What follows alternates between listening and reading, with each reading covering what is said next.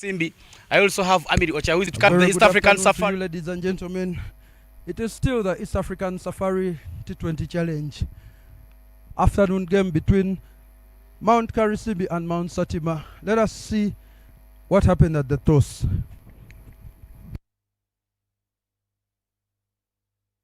On match day of the East African Safari here at Florida Cricket Oval. And it is a repeat of yesterday's fixture between Mt.Satima and Mt.Karisimbi. The two captains are here with me, Ramadan Ochimi, the captain for Mt.Karisimbi. I also have Amiri Ocha, who is standing in the absence of Akra Musobga for Mt.Satima, with the match umpire in Nakibule Elizabeth, and we are here for the toss.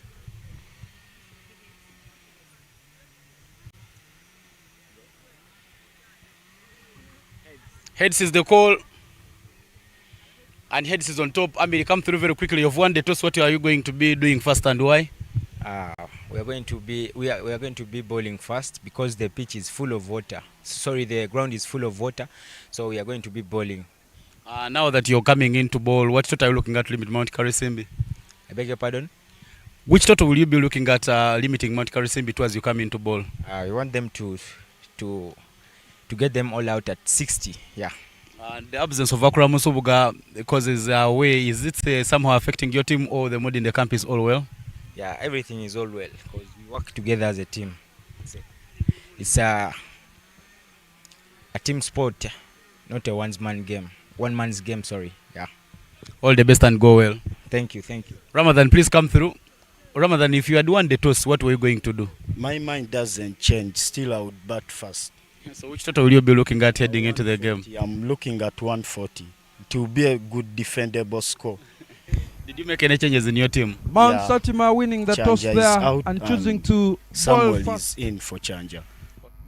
Geoffrey Kakaide with the ball in hand and will be opening proceedings coming from the forest end.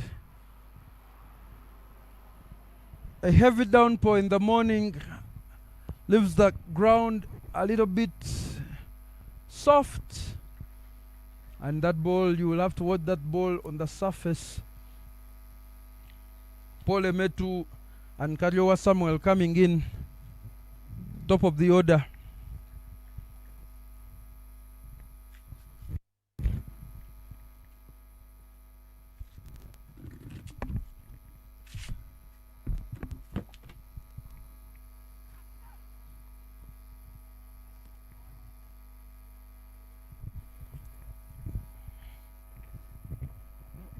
First run on board there for Mt.Karisimbi.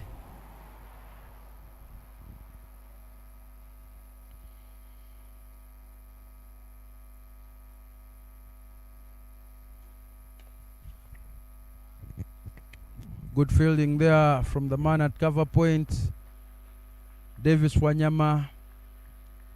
Polemetu driving that on the up.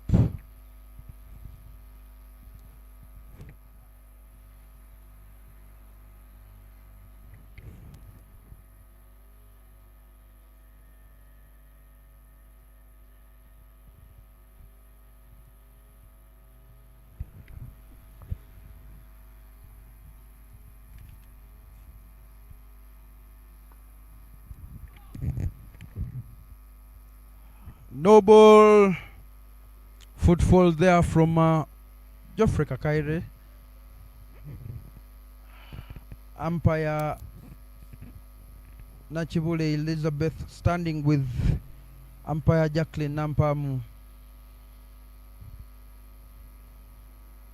And a look at the playing 11 for Mt.Karisimbi, Emetu Paul and Kariwa Samuel. Your opening partnership, Ochimi Ramadan, Captain Okecho Derek, Shurain Ismail, Oburu Patrick, Chiwanuka Mark, David Mukisa Joshua, Kimera Jamilu, Kinalea Samuel, unable to make good use of that.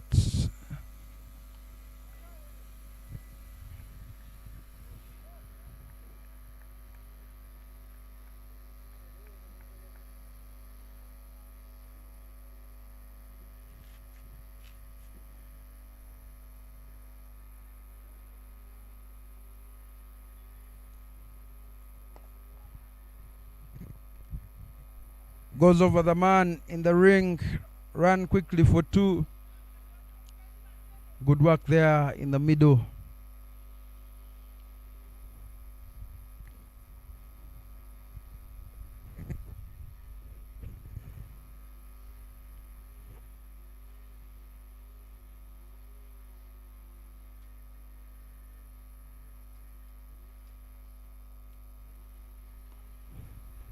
Inside 8 there, but they pick up one.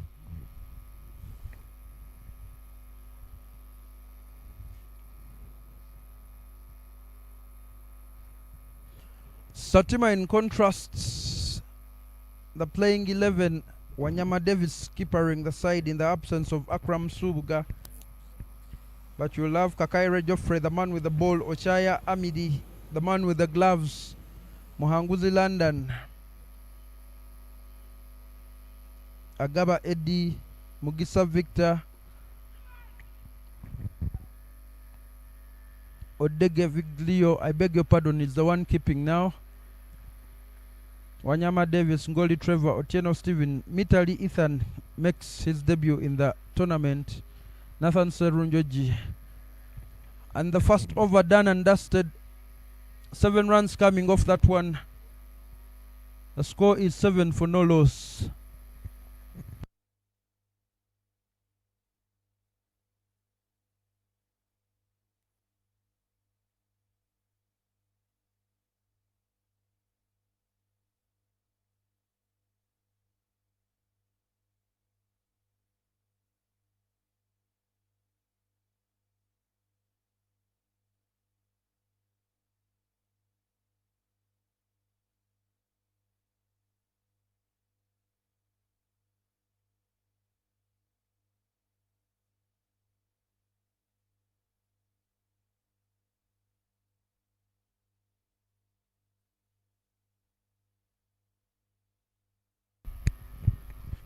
Mitali Ethan, the new man, making a debut there in this tournament, has Paul Emetu fishing outside of the offside.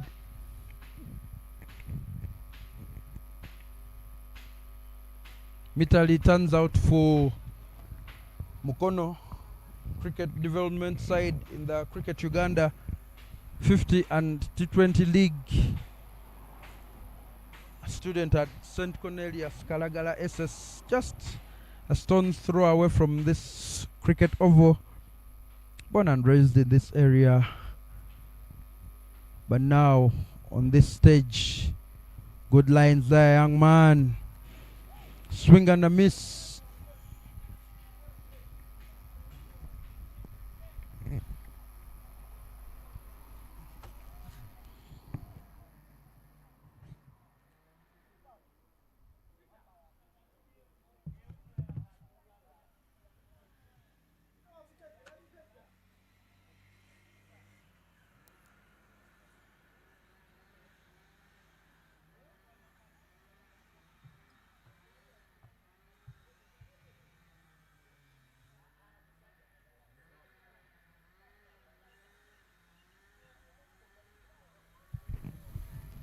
That ball swinging outside to Paul Emetu, still driving the wrong line there. Unable yet to get his feet close to the pitch of the ball, trying to play off through covers.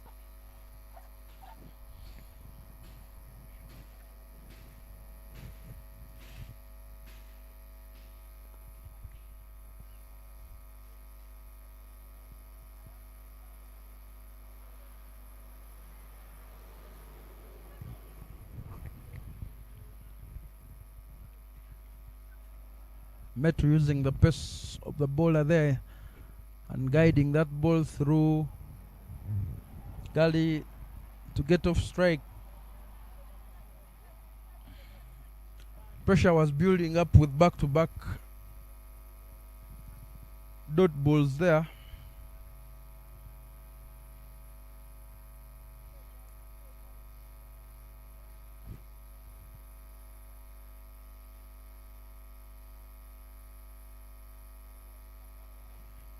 That ball swinging a mile, but well beyond the marked area on the pitch. Good enough, that ball pitched on the pitch, but went way wide there.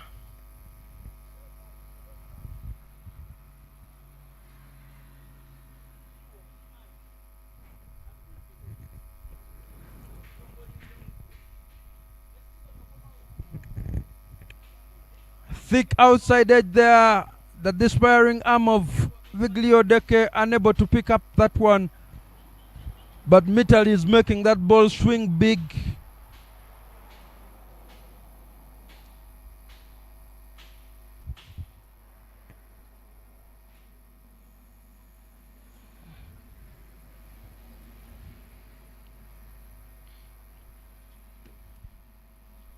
Final ball of the over.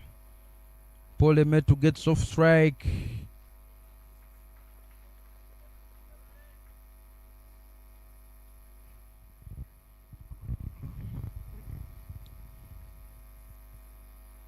After 2 overs,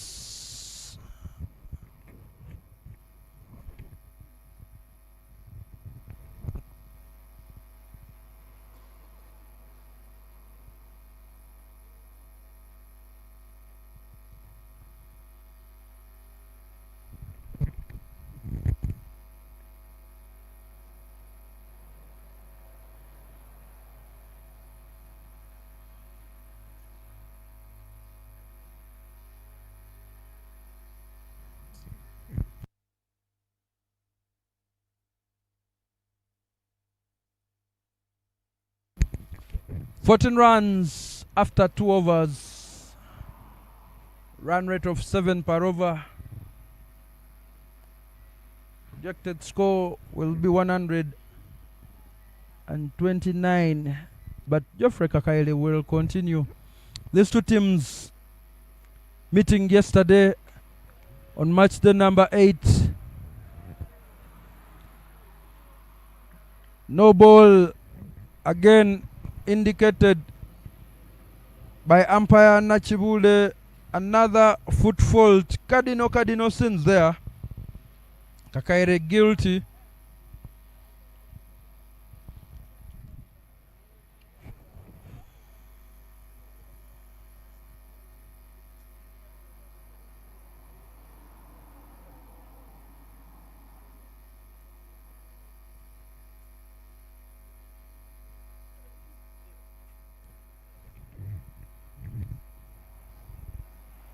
Wide ball there.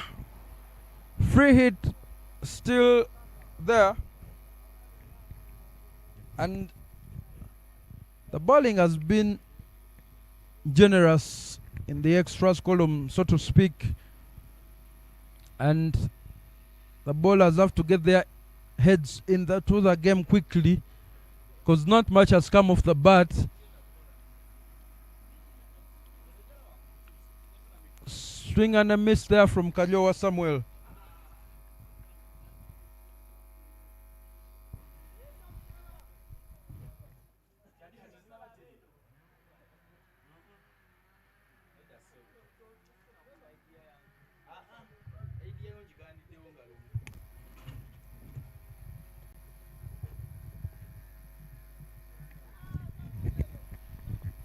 Better line there from Kakaire. Kaliowa has the habit of queuing up plenty of balls. Takes a while to get going, but in this format, you have to be on top of your game. Need to get into the groove quickly. No ball again from Kakaire.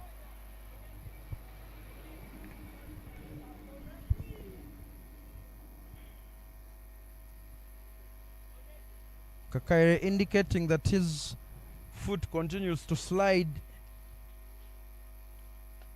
and results in nothing behind the popping crease.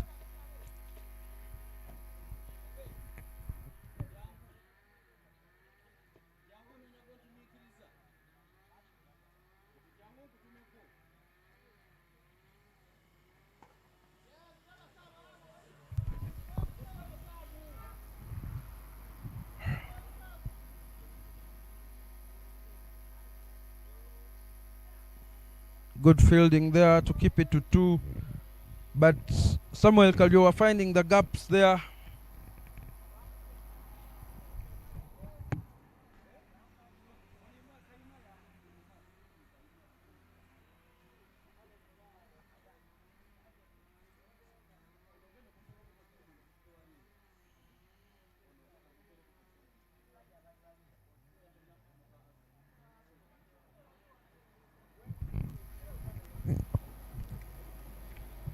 A pretty expensive over from Kakaire, this one.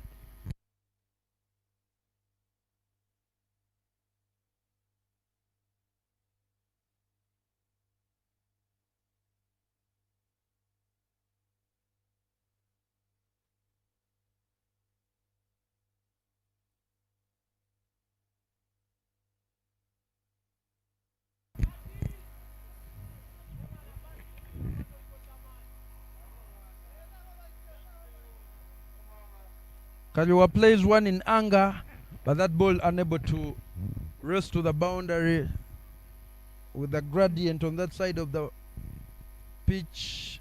Pick up 2 more runs there. A pretty long over so far from Kakaire. An effort ball there. Back of a length. And Kakaire's second over comes to a close. Ball 2 picked up none, considered 16, economy of 8. But the score is 23 for no loss after 3. Kaliowa 8-11, Metropole 5-10.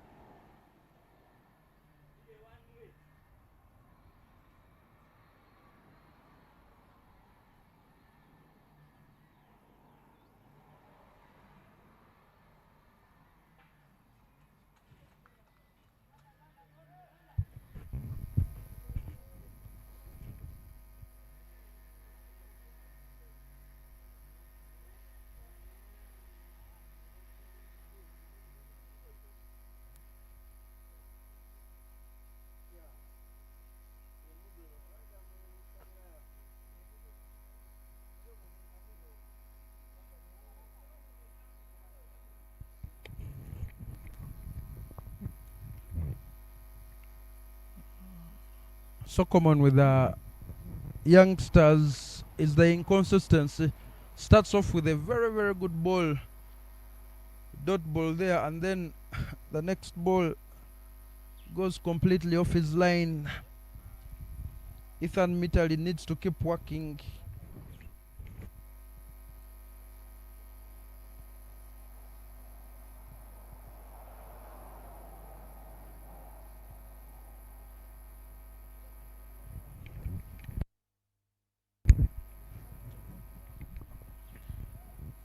Mitali having difficulties bowling to the left-hander. Cannot think of the line to bowl to, but most times if you're unsure, bowl it straight, almost at the feet of the batter.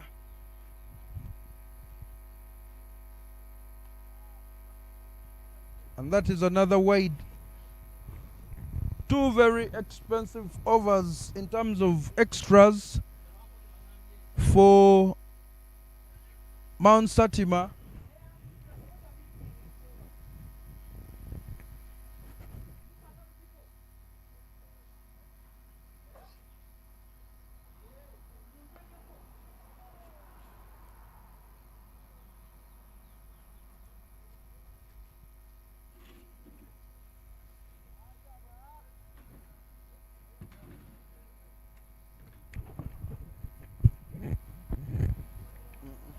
Great adjustments there from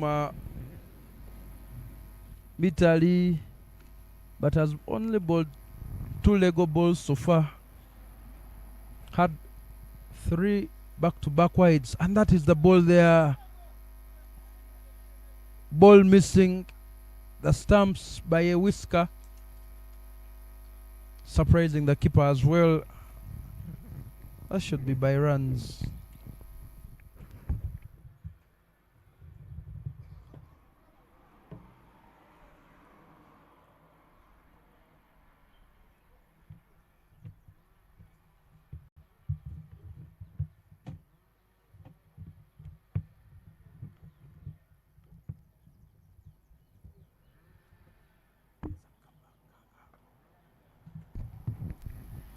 Drop and run there from Paul Emetu. Paul Emetu able to construct an innings. Last time managed to carry his bat playing against Mount Meru. Unbeaten 50. But yesterday contributing less with the bat against the same opponents. Finding the gap once again, Samuel Kalyowa. Much better from him.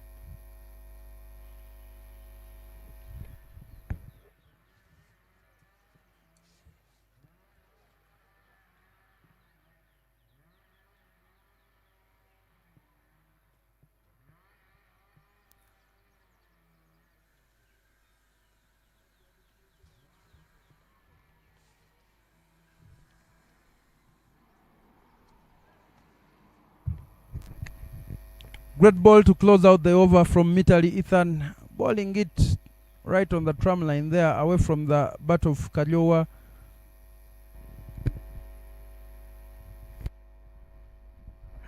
One for no loss after 4 overs means that they are scoring at least 7 every over. And if they can try and maintain this scoring rate, maybe at the end of the first innings they will be having 140, 150.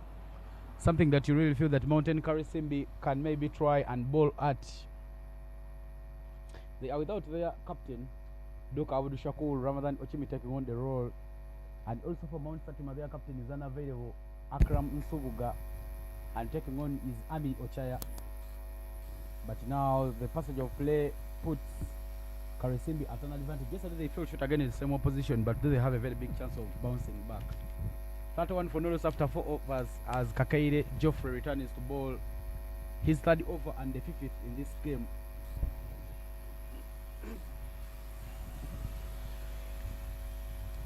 Good placement there from Paul Emetu, giving them the single.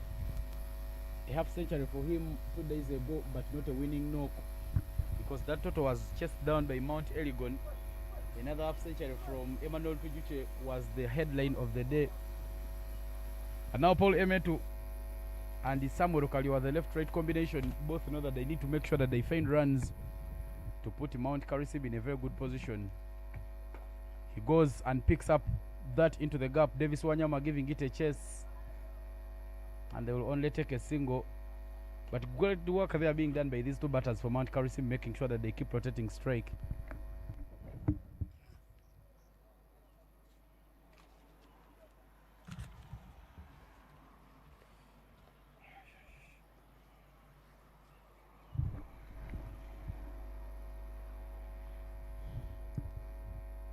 Full there,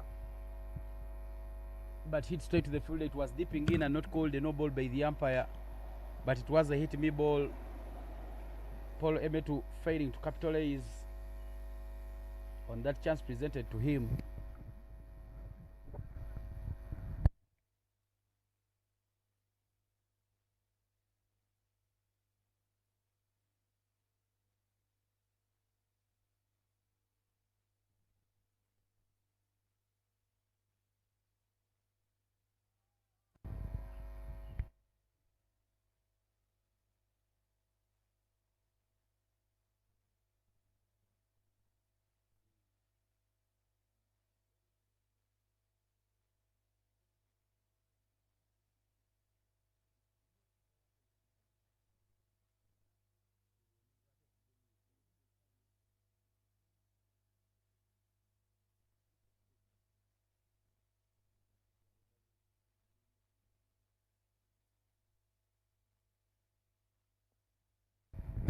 Samuel Kalyowa not making good placement, but Davis Wanyama a bit sloppy in his retrieving of that ball, giving them a chance to take the run.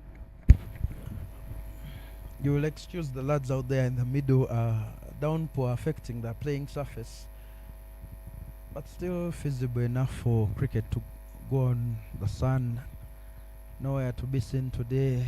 Clear sky now and some little warmth over the Florida Cricket Oval.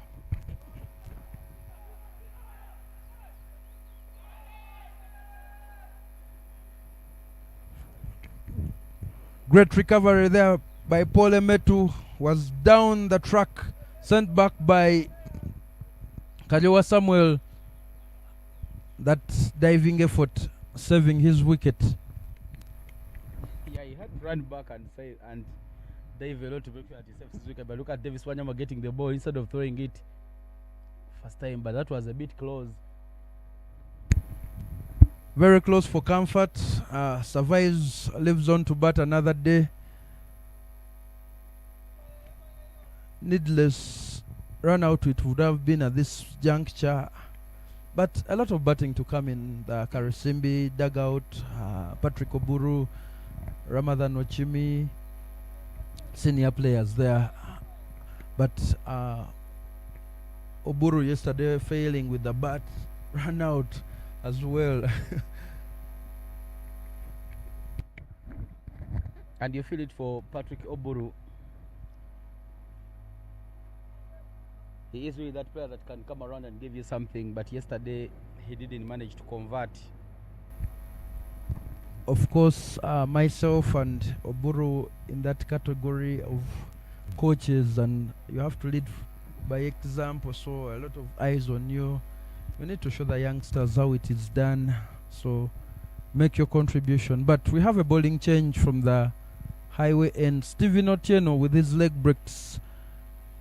You expect that ball will be turning into Kajowa Samuel off from the offside. But what that Stephen Otieno offer will do is that one of the two batters should be targeting him, and I think it should be the left-handed batter because the ball is turning in. You can easily hit and try access to the onside, but this is the final over of the power play. Two fielders are still outside, a little early. That's the ball that I talked about, and clear the area there from Kajowa Samuel was clear, wanted to go hard on the onside, but it will be too wide. So what the umpire will be indicating. And another thing is Otieno is a confidence bowler. As you will see, if he gets one in the right spot, you see him now doing what? Will be able to find that spot over and over again. He's one who creates catching opportunities. Usually will hardly bowl you, but most of his wickets coming through catches. He will flight that ball.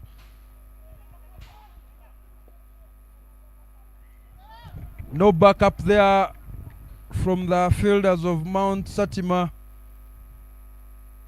gifting out extra runs. Already, if you look at the extras column, it's been busy. Yeah, a couple of runs there. Good awareness there from these two batters, Paul Emeto and Samuel Okaliowa. But I love the idea from Geoffrey Kakere because the batters had not yet made this ground. You chance yourself with the direct hit and make sure that you pick up that wicket. And the only problem now for Stephen Otieno has been that he has been bowling many full and loose balls instead of trying to bowl it a little flighted into the surface, get it drifting away, get it turning on the surface, and make sure that you keep the wickets in play. That one turning back, proper leg spin, but it is picked off the hip brilliantly there by that man there, Paul Emetu. He's bowling quite wide of the leg stump, and any batter will line you up immediately, try to play you on the onside. He should be bowling between middle and off stump. Has that ball drifting to the right-handers, across to the left-handers. It is turning back in, so needs to find his lines, this young man. Flighted one there. Full, and it trickles over the boundary rope. Boundary there for Kajowa Samuel. Yeah, the start of the over, I talked about one of the bowlers taking him on, and it would have been Samuel Okari. Because the ball is turning in on him, it means that left-hander shot can come into play. A typical left-hander shot of just trying to make sure that you access the onside, and Samuel Okari brings up a welcoming boundary for his side.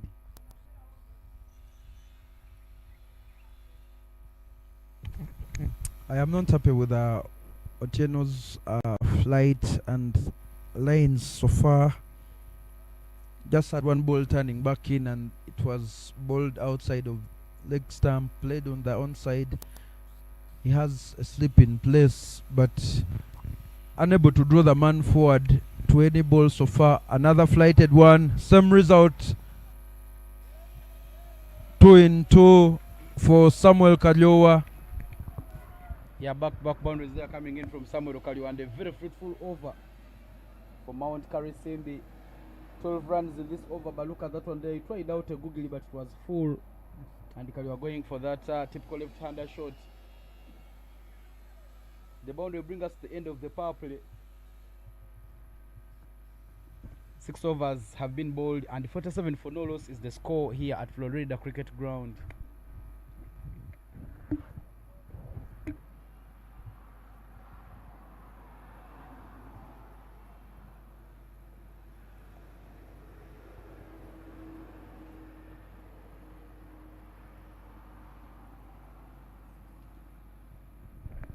This is match day number 9 of the East African Safari T20 here at Florida Cricket Oval. It is Mt.Satima squaring off against Mt.Karisimbi. Satima winning the toss and opting to bowl first, but the current passage of play putting Mt.Karisimbi in things because they are finding the runs.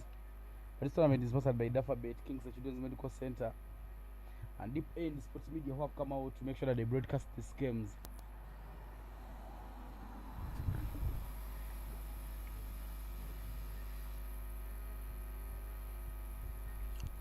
And the bowling change will be London Muhanguzi.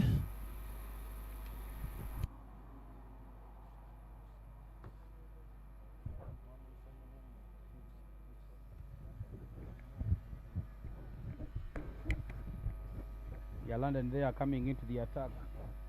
Long off deployed. Starts with a quick one, but that's much better line there from London, keeping Polymet in his crease.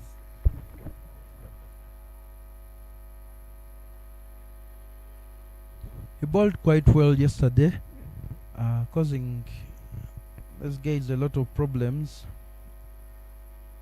He has those flat deliveries and quick, able to turn that ball. Hardly flights that ball for sure.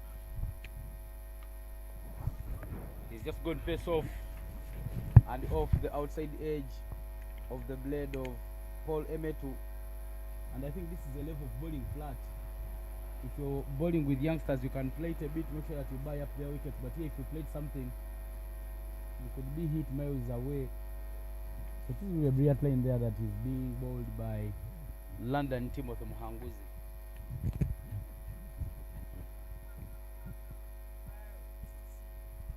The man in gully should be mindful of that top edge. A drop and run there from Kaliowa, who looks in fine touch this morning. Now matching up his runs with the balls first, and that is good stuff. The thing you want to see. Yesterday struggled a lot.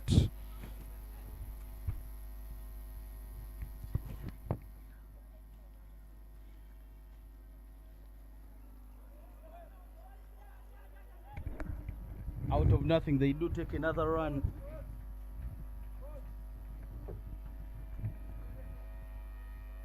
Good work there, making sure they keep rotating the strike and keep finding the runs. 12 runs off 21 for Emetu Paul and 23 off 22 for Samuel Okaliwa. The two batters at the crease for Mt.Karisimbi. A little too full there and onto the pads, and it will be a dot ball. Good adjustment there from London Muhanguzi. He's gone for 3 in his first. And as we come to the end of over number 7, the 50 runs have come up, and 50 for no loss is the score.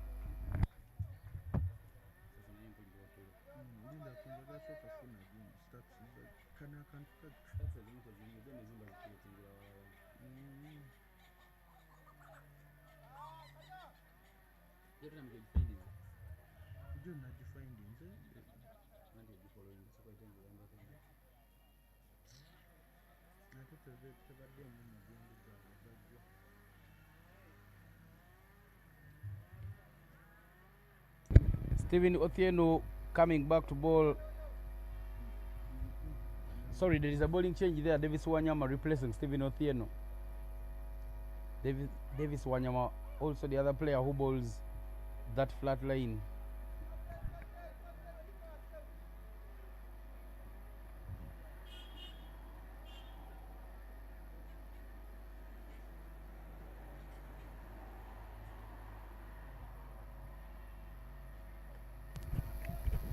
Playing on the back foot there, Mt.Paul.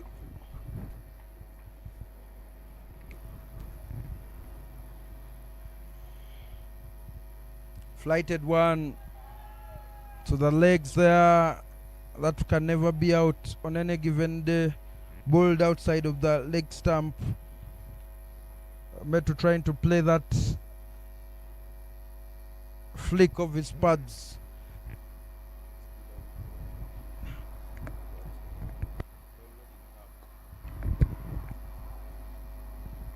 Creating room there, Emetu, but good fielding there from Davis Wanyama to keep him on those ends.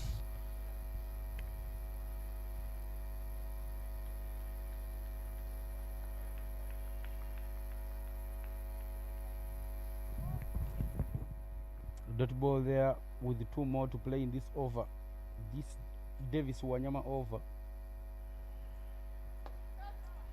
Tries to go, but the ball hanging in the air a bit. Though they will do take the single. 1 more remaining in the over.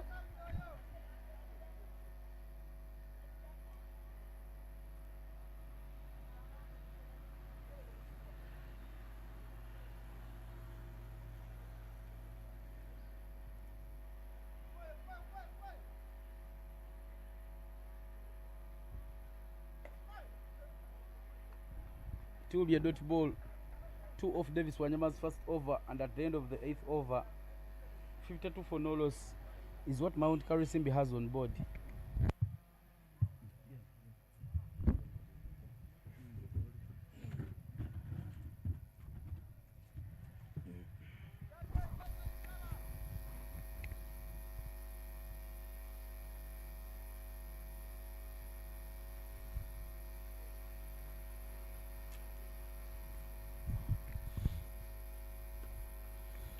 Muhanguzi continues, but with a short delivery cut powerfully through covers by Paul Emetu. And now the runs are flowing, and good running out there in the middle between these two.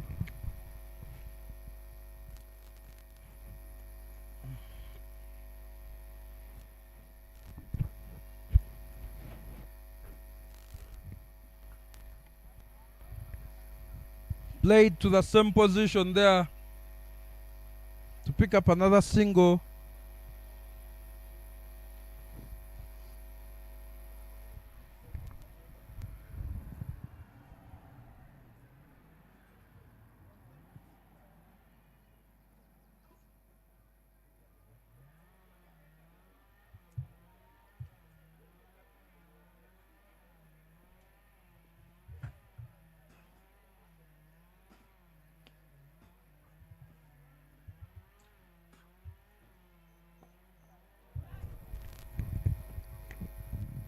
A non-timed well there by Kariowa. Hazel falling back there, not balanced at all while playing that shot.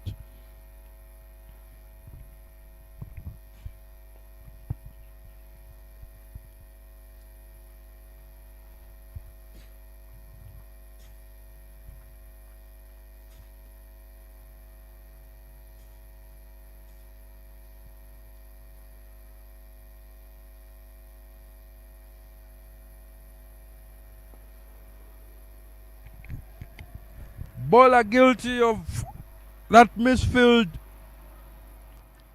And if you cannot field to your own bowling, as we usually say, who will field for you?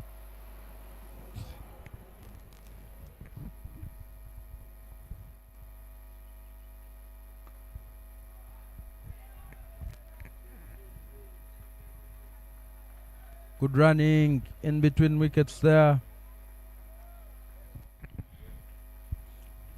The field at cover, non-chipping in that dive.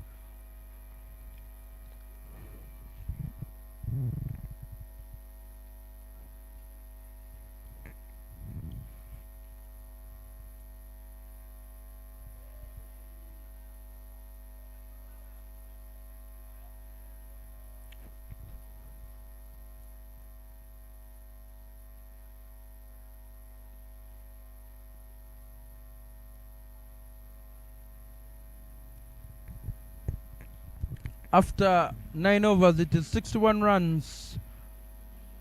Wanyama Davis to continue from the highway end. Changes ends. Sides rather to ball right arm round to the left-handed. Kariowa has a slip in place. That ball angling back into him. Well driven on to the ground.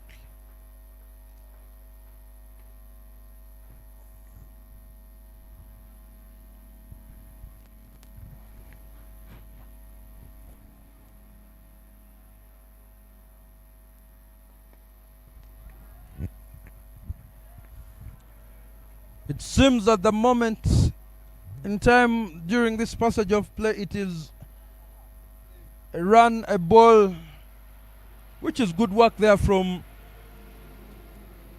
the two batters.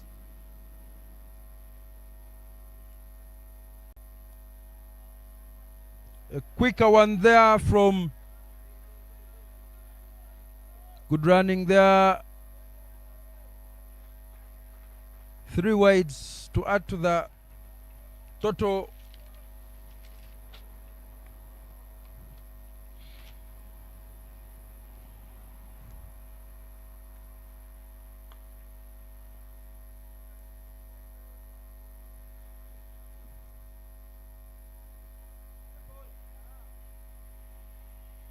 That ball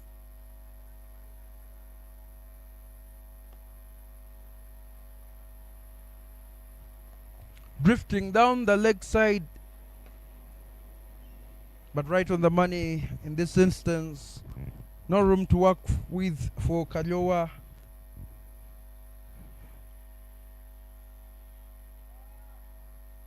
Wanyama losing his way.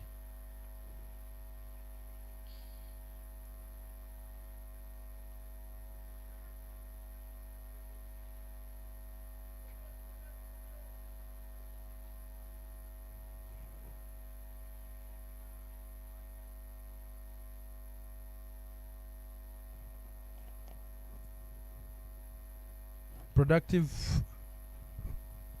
mid overs there in this encounter. In the air there, no power to go over the boundary rope.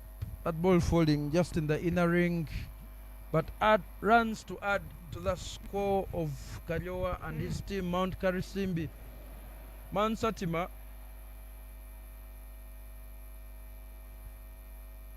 winning the toss and electing to ball first. And the conundrum continues. Bowling leg side to the right-hander.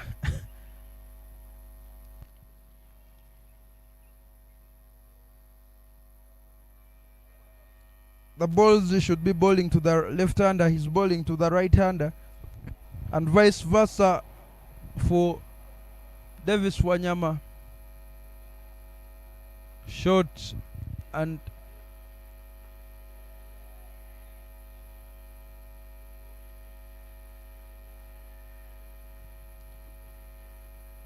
two more to add to the total.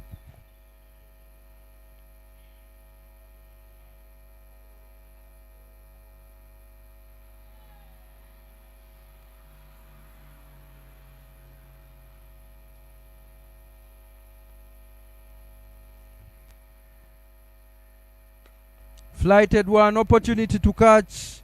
The man not moving off the rope and that ball dropping in front of him.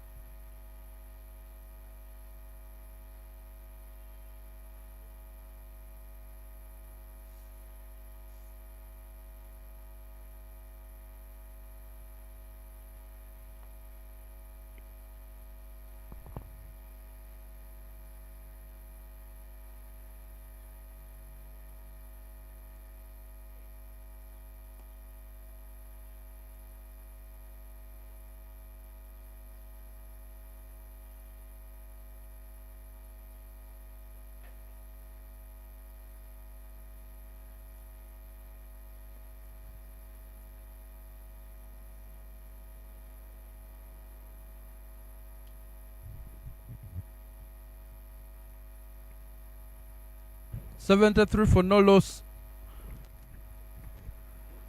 At the halfway stage of this innings, Mohanguzi Timothy continuing from the first end.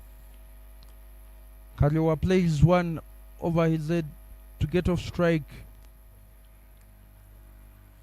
Kaliwa striking at close to 100% now. Emetu still trying to find his groove.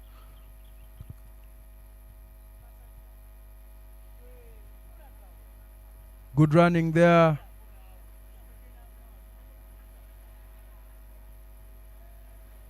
The fielding from Mt.Satima leaves a lot to be desired. Fielders not aware to the danger of second and third runs. 2 byes there indicated by the umpire.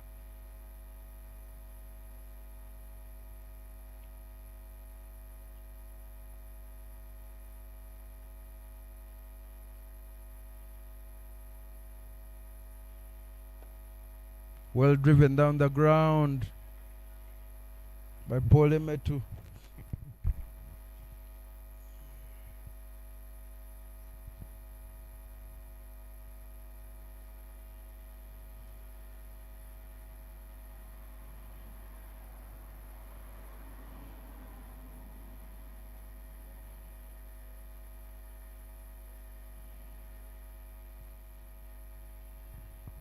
Bold, quick and short.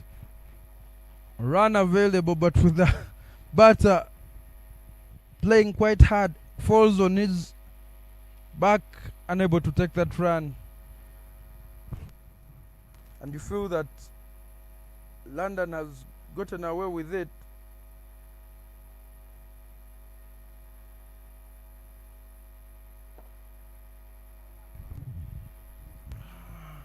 And Muhumuza has been unable to get fingers to the ball. But that is one problem. The other being not getting his body behind the ball, so that when the ball misses the fingers, then there is still a second layer of protection of the body. Last ball of the over. Good one there, close to the body. Emetu trying to glance it.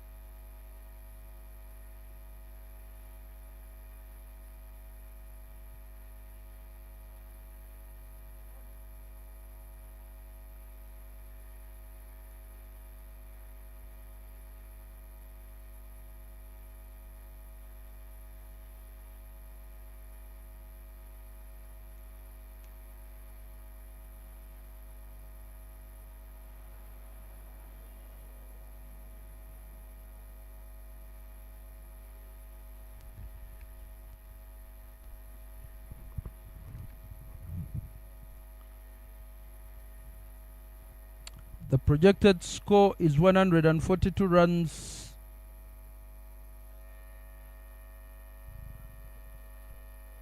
Nine overs remaining, and after 11 it is 78 for no loss. Great partnership there from Emetu and Kaliowa.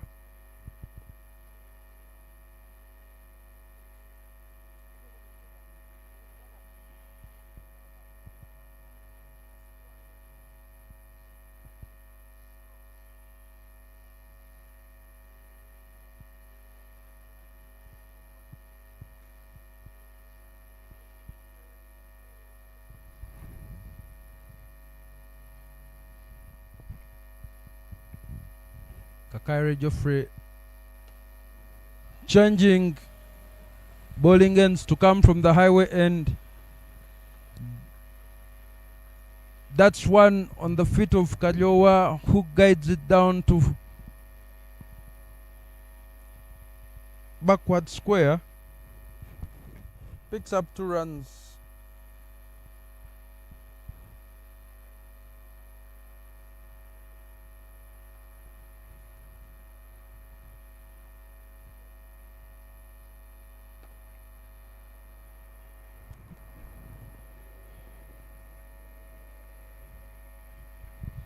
Good running, drop and run.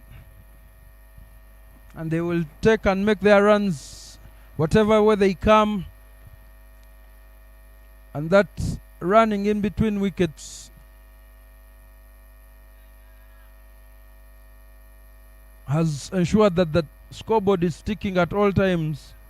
So, not much pressure. And they're inching closer and closer to the 100 runs mark.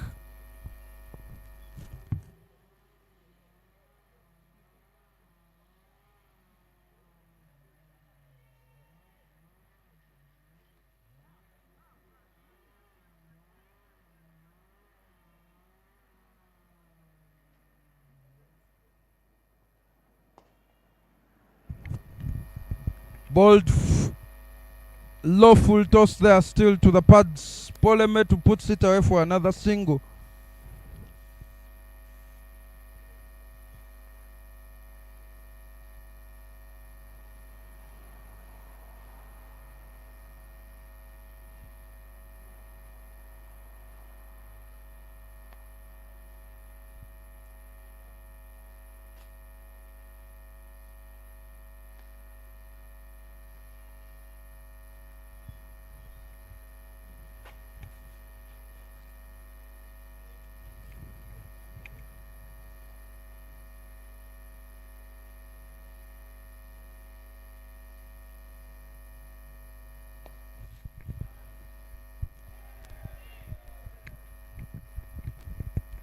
Bold, low and full once again, driven.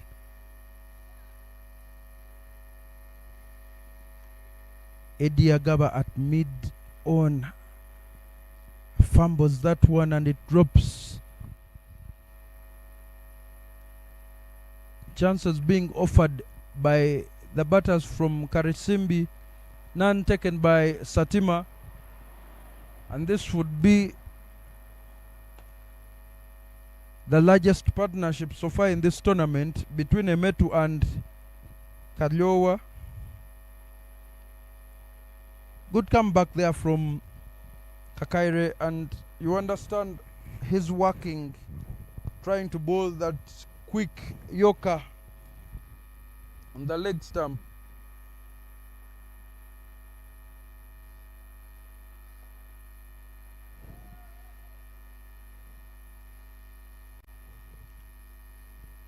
More runs there from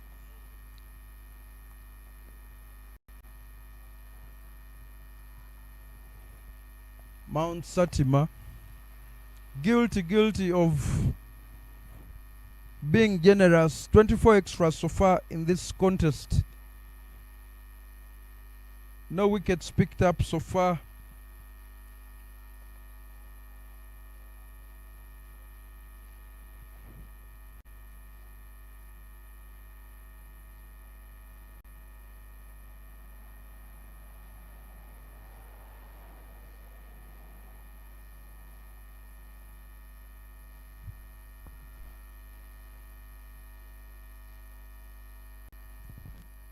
A runner ball affair continues.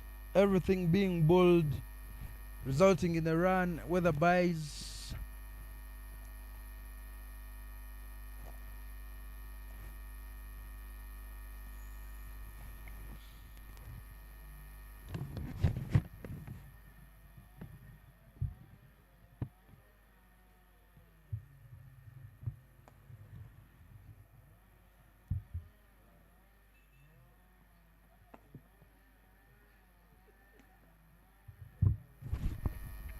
Great joker there from Kakaire to Emetu.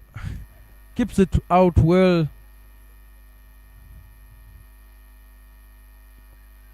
$87 for no loss after 12 overs. What a partnership so far from Paul Emetu and Kaliowa Samuel. Emetu 23 in 38. Kaliowa 37 in 38. Projected score being 145. And you feel with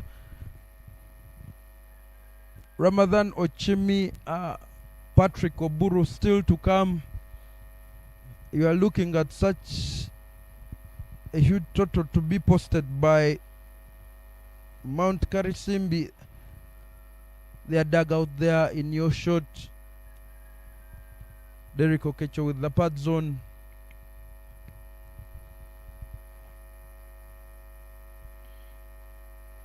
No worries for them whatsoever. It's been a good innings so far. Not many boundaries, but they've kept the scoreboard ticking, and that is the most important thing in T20 cricket.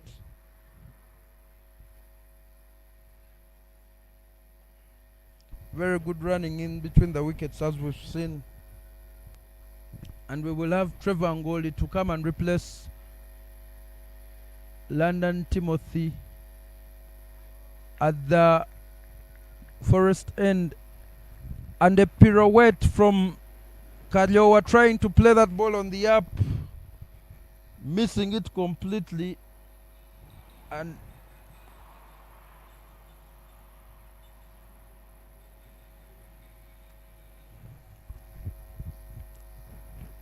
you're hoping that Ngoli can now stem the flow of runs. 2 back-to-back dot balls there makes it good work early on.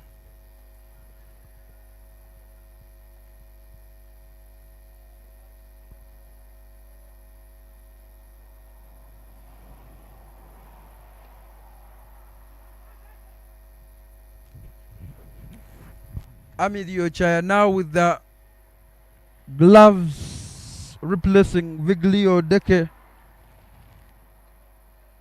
Great to see opportunities given to the youngsters to help with their cricket education.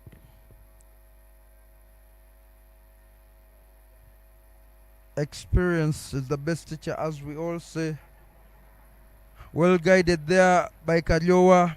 Should run and pick up 2.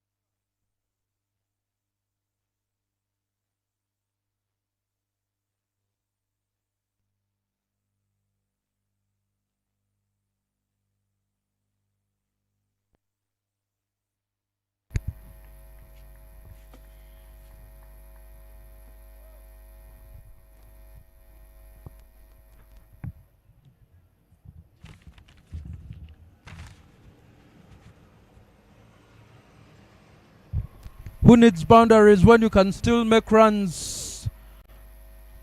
The drop and runs, the hard pushing, converting singles into doubles sees Mt.Karisimbi in the 90s.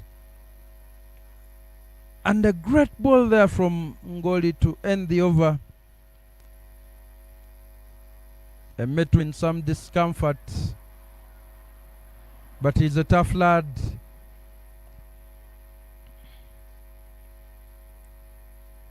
Hitting the unmentionables, bringing us to the end of the 13th over. 90 for no loss after 13 overs. And I feel that there should be a rearranging of the batting order for Karisimbi if that to hit that 138 projected score. Next man in should be Patrick Oburu. Try and send this game closer and closer. I mean further and further away from Mt.Satima, closer to the 130 per score, and there they will have a fighting chance.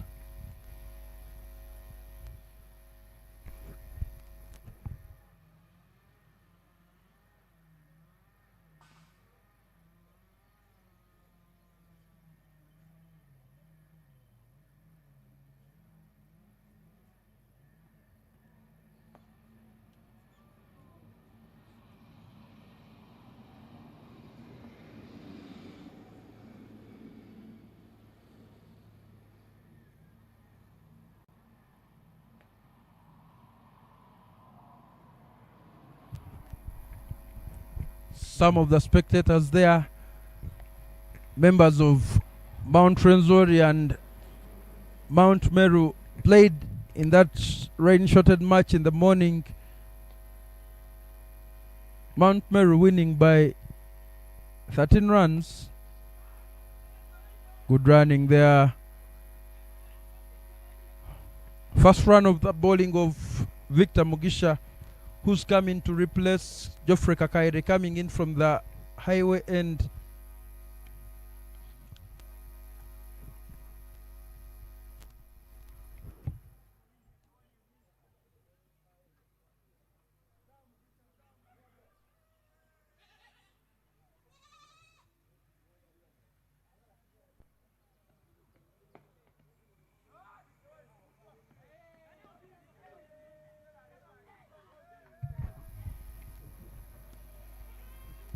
A lazy effort in the field, misfield there from the youngster Stephen Otieno,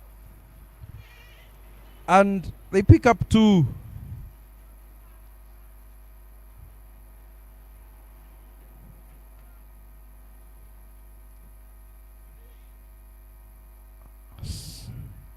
Solomon here in the comms box, but Mugisha doing the business on the field.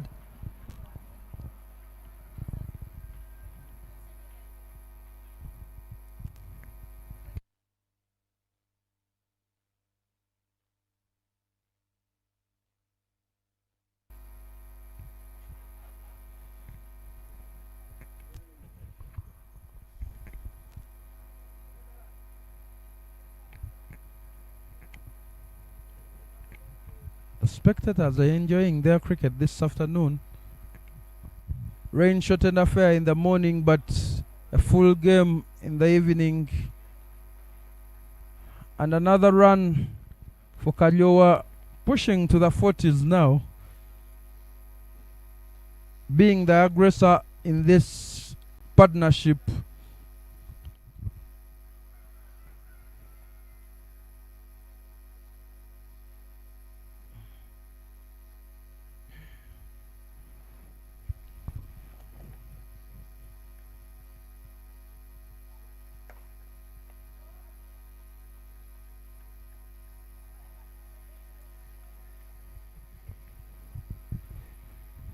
The Satima dugout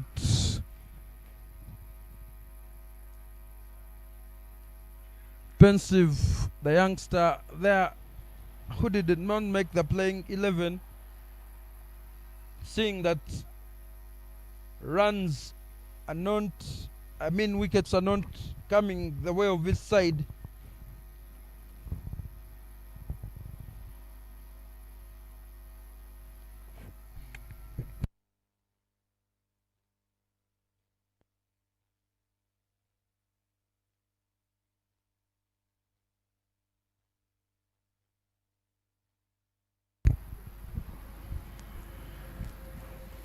Final ball of this Mugisha over.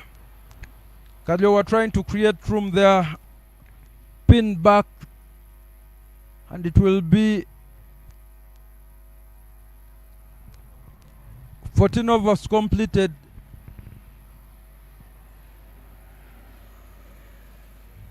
The groundsman of this facility. 14 overs completed, 96 runs. 27 for Paul Emetu and 40 for Kalyowa Samuel.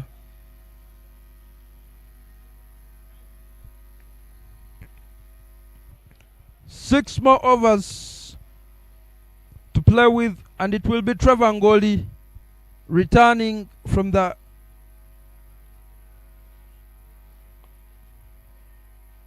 forest end. Had a pretty tidy over, conceded only 3 his first over. Looking to continue with a good work. 4 away from the 100. Well driven there by Paul Emetu.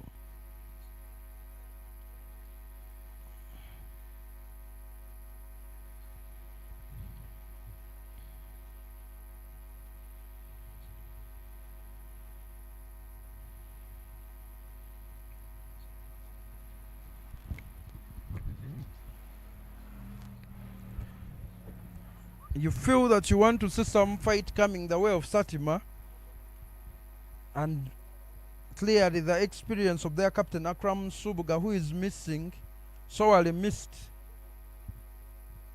A man who wears his heart on his sleeve, very athletic in the field. A show you what to do kind of skipper. The fielding has been quite lax there. The body language, shoulders fallen from the fielders. Hit straight there over the head of the bowler. The misfields continue there, and everybody will be shaking their head.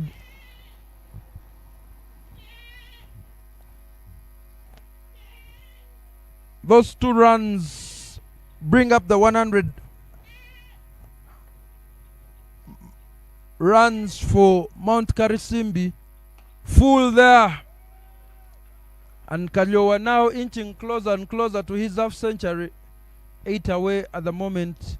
And I do apologize for the graphics on your screen,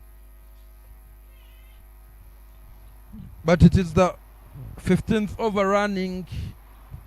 No wickets are fallen so far in this first innings. Trevor Ngoli with the ball in hand. Thick outside edge there, not taken by Amiri Ochaya. More and more runs added to the score.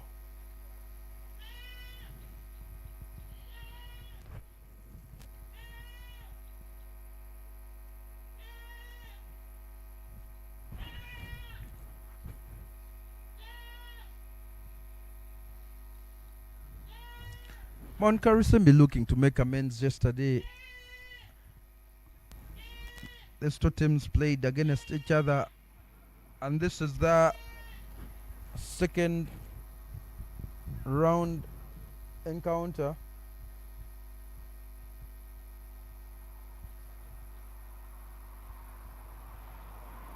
Satima winning the first one, but this time round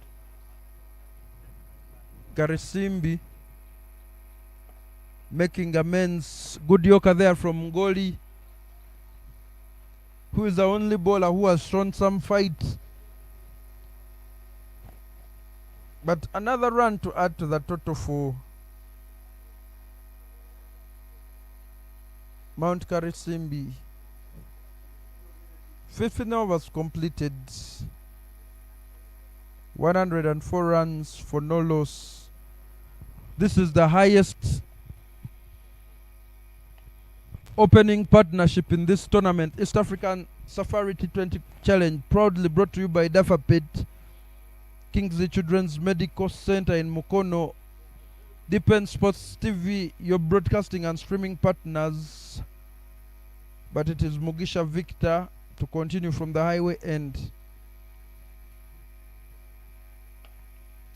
Played on the back foot there by Pole Metu. That is 2 runs picked up. Tough going for the lads out there in the center. As I told you, an early morning to noon downpour, making the ground a little bit slippery. So you will see the lads running carefully across the surface.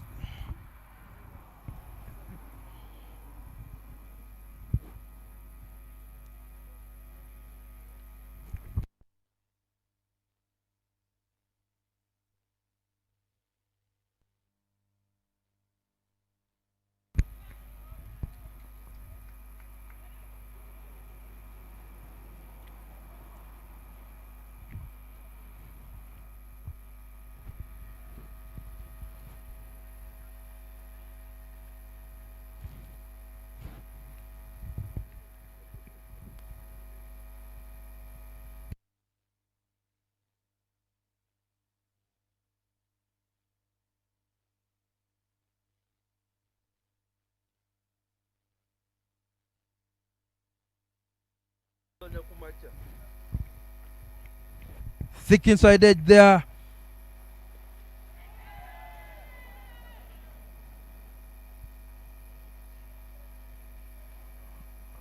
The dive coming in there from Paul Emetu.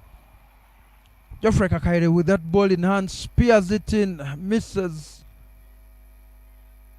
Hits the stumps, I beg your pardon. Played into the ground. The umpire well there in the frame to look at what transpired.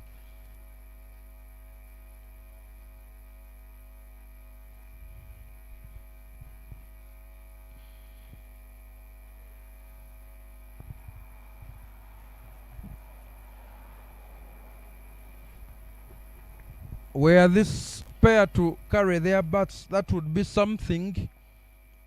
That would be a record.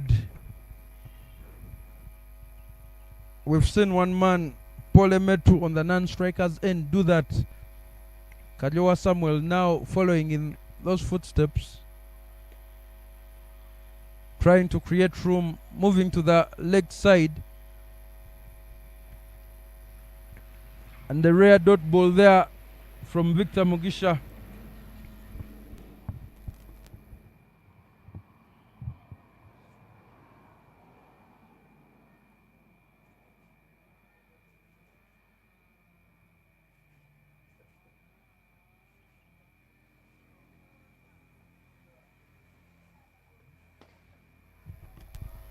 Played that one full.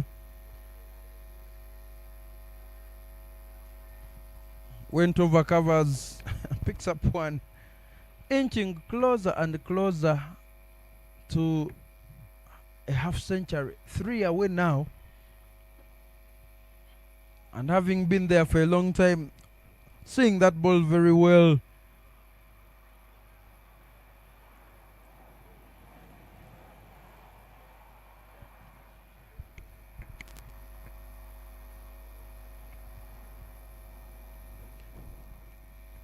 Balled wide there.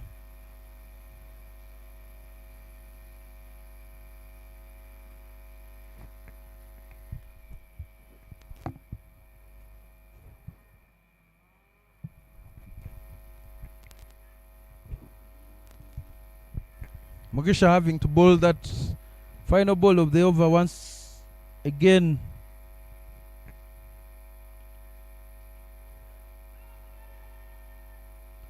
Quicker effort ball there. Plays and misses. Kario Emetu.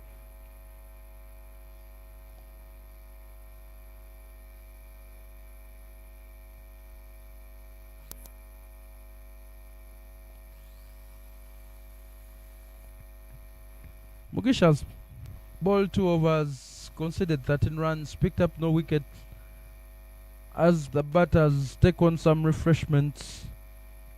Paul Emetu 35 in 49, Kaliowa Samuel 47 in 51. The current run rate being 6.94. Projected score 139 runs. After 16, it is the Nelson 111.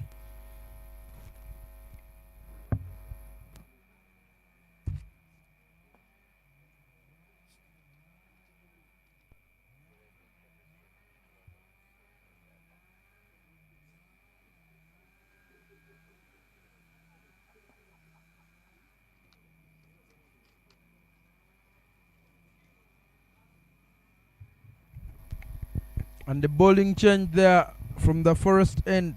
Nathan coming in to replace Trevor Angoli. Well driven down the ground for Samuel. Good recovery there for London Muhanguzi Timothy.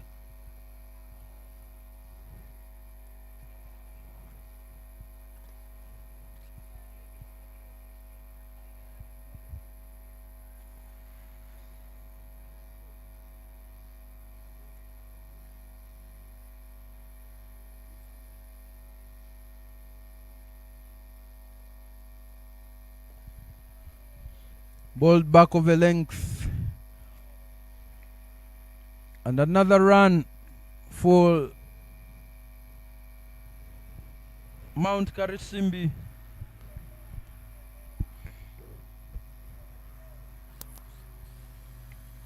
I hope the batters do not now turn to looking at personal milestones and still bat for the team. They still need about 130, 140 as a very competitive score.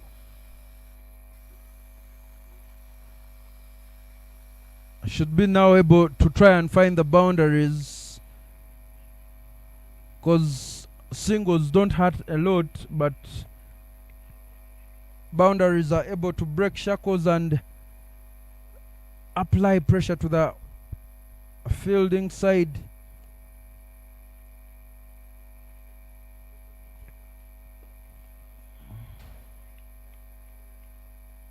And the dot ball there for Nathan Serunjoji has counted, seeded 3 so far, bowling it short. Balls being played on the back foot.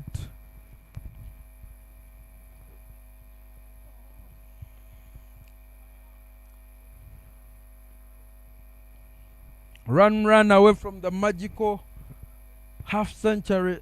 Something to have in your bag for any batter. Not an easy feat. And the opposition realizing and trying to keep Kariowa in. Short covers comes in. Silly mid-on. Flighted one there, but finds the gap. Samuel Kariowa to join the half centurions in this East African Safari T20. It will be something big for him to celebrate, and you feel that he has made sure that he gets runs for them. At the toss, the captain from Mt.Satima was thinking that they could try come out and limit them to less than 100 runs. But well-crafted half-century knock there. These two batters have opened the batting and they have stuck in. And you feel that they could keep going, so that by the time Patrick Oburu and Ramadan Ochimi can come in, their runs on board, that they can maybe try and build on. Yes, 3 overs to work with, and I hope they keep going like you said, because they're still somewhere away from the 130 mark per score, competitive score in this tournament. Yes, you still have Ramadan Ochimi, you still have Patrick Oburu. So if I was the skipper, I would tell them to open the floodgates now, try and go big. Yeah, try and go big. Samuel Kaliwa working that one on the own. They are pushing quickly and trying to come back for the second run. No backup in place. Jeffrey Kakari says, no, let me not throw, because if I throw, they may go for an extra run. And they do start off this Stephen Othieno over with a double.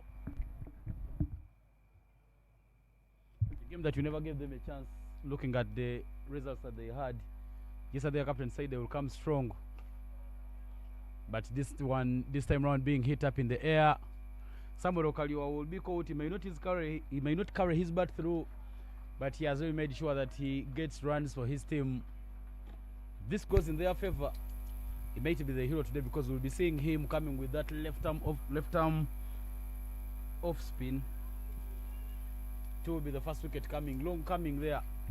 Mt.Satima finally making something.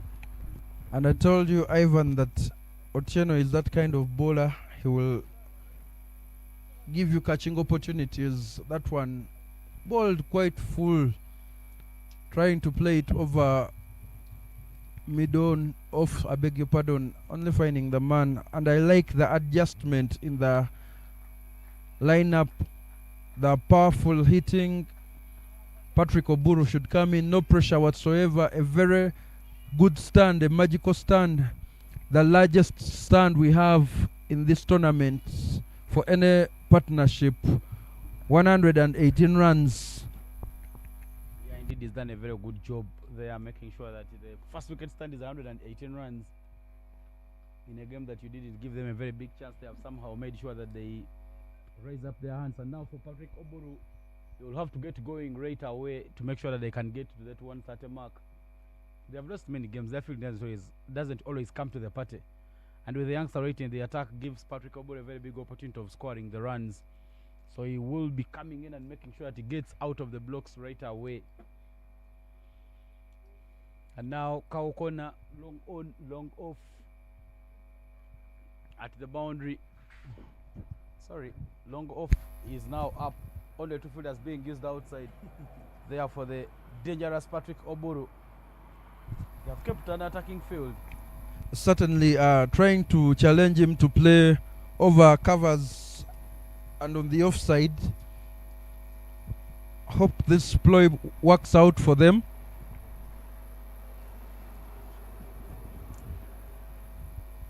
Close to that wide line and not called by the umpire, but I love the plan with the new bat at the crease.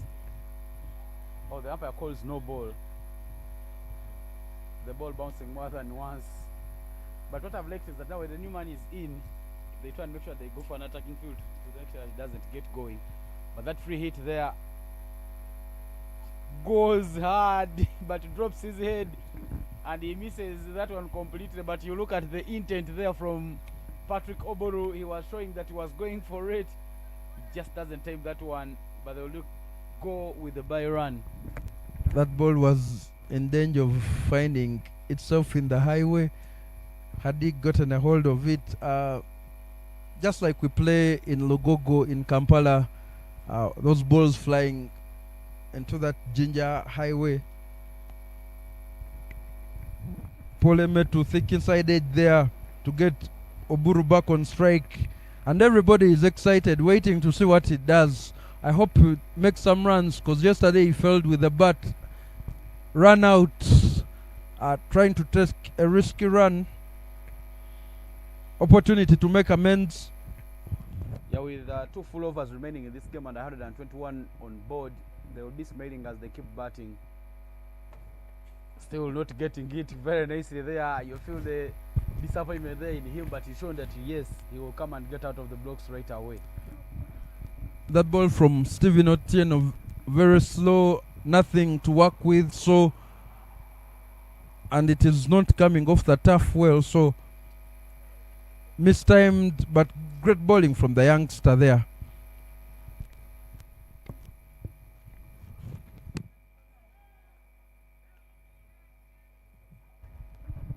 Final ball of the over. A little fall and well guided there. And they do take the run, bringing us to the end of the over. As they come to the end of the 18th over, 122 for 1 is what the scoreboard reads there for Mt.Karisimbi.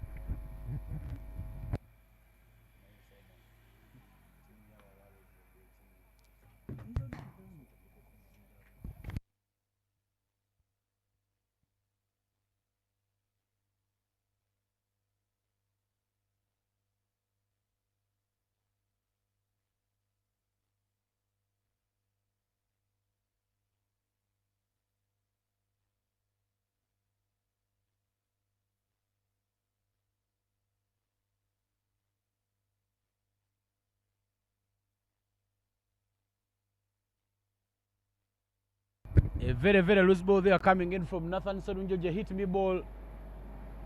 A full above the Western ball there called, and it is hit down the ground there for 4.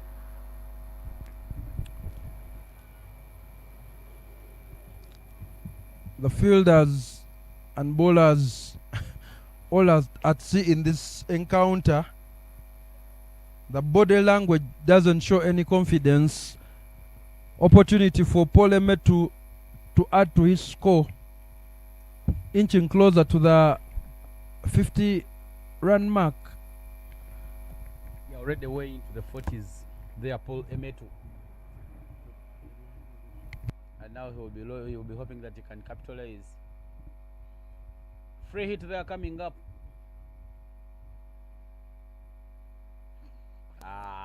Disappointment there from Paul Emetu. He didn't make any good attempt, and it is a dot ball. The free hit goes unpunished. Should have moved out of his crease, try to get to the pitch of that ball. Bowled a little bit quicker there. Good running, opportunity to run out. Missed by Trevor Ngoli there. Dive comes in from Emetu. Some action finally out there in the middle from the fielders, but bringing Oburu on to strike. Looking at that missed opportunity of the free hit by the batter Emetu.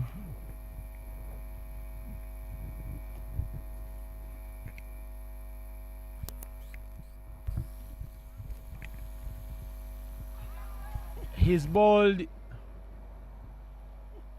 They are going across the line. Some confusion out there in the middle, whether it is bowled or hit wicket.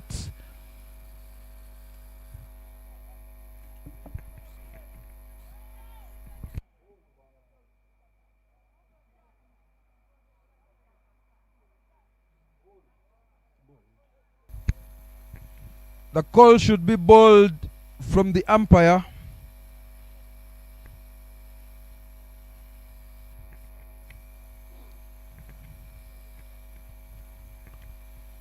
Good ball there from Serunjoji Nathan.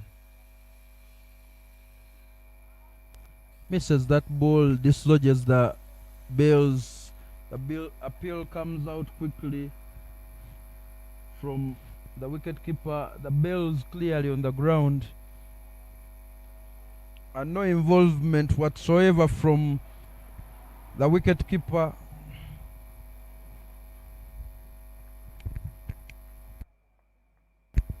And after some deliberation, Oburu Patrick will depart. Another failure on his side. Yeah, there was a bit of confusion of whether it was the wicket keeper who went on and collided with the stumps, but that was a clean ball. Nothing on it. Patrick Oburu would go dejected and feeling that maybe he has been undone, but it was a clear ball. When you look at it from all angles, that ball right off the surface and skidding through, going on to dismantle the furniture. See it right in your frame there. He went across the lane and missed. Yeah. The bails coming off, and the wicket keeper nowhere near that.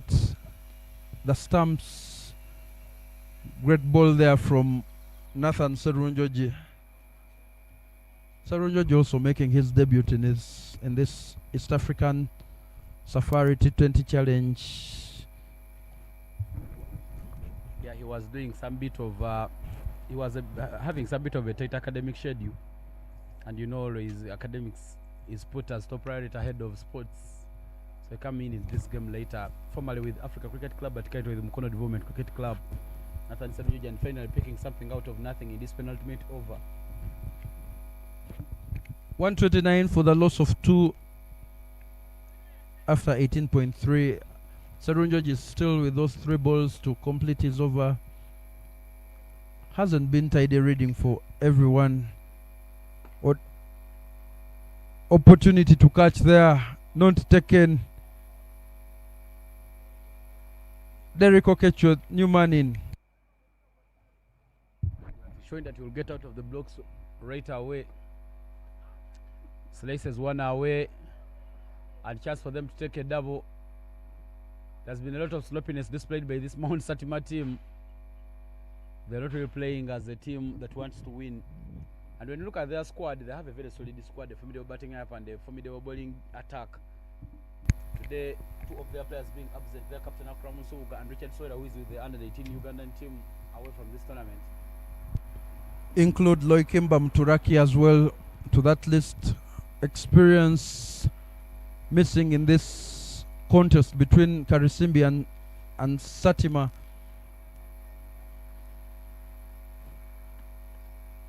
But after 19, it is 131 for the loss of 2. What a start from Paul Emetu and Kaliowa Samuel. A 121 run partnership. Nothing comes close in this tournament so far. But it will be London Timothy to bowl the final over. Paul Emetu 7 away from a half century. Manu has carried his bat before crafting a 50, hoping to do the same in this encounter. Yeah, the plan for them to win this game, Mt.Karisimbi, is right in this over. A very short ball there coming in from London Timothy Muhanguzi, and just edged down to third man, giving them a chance to pick up a double. The Met still making, and now is on 45. But they've done a lot of good work making sure that they keep the runs coming here for Mt.Karisimbi.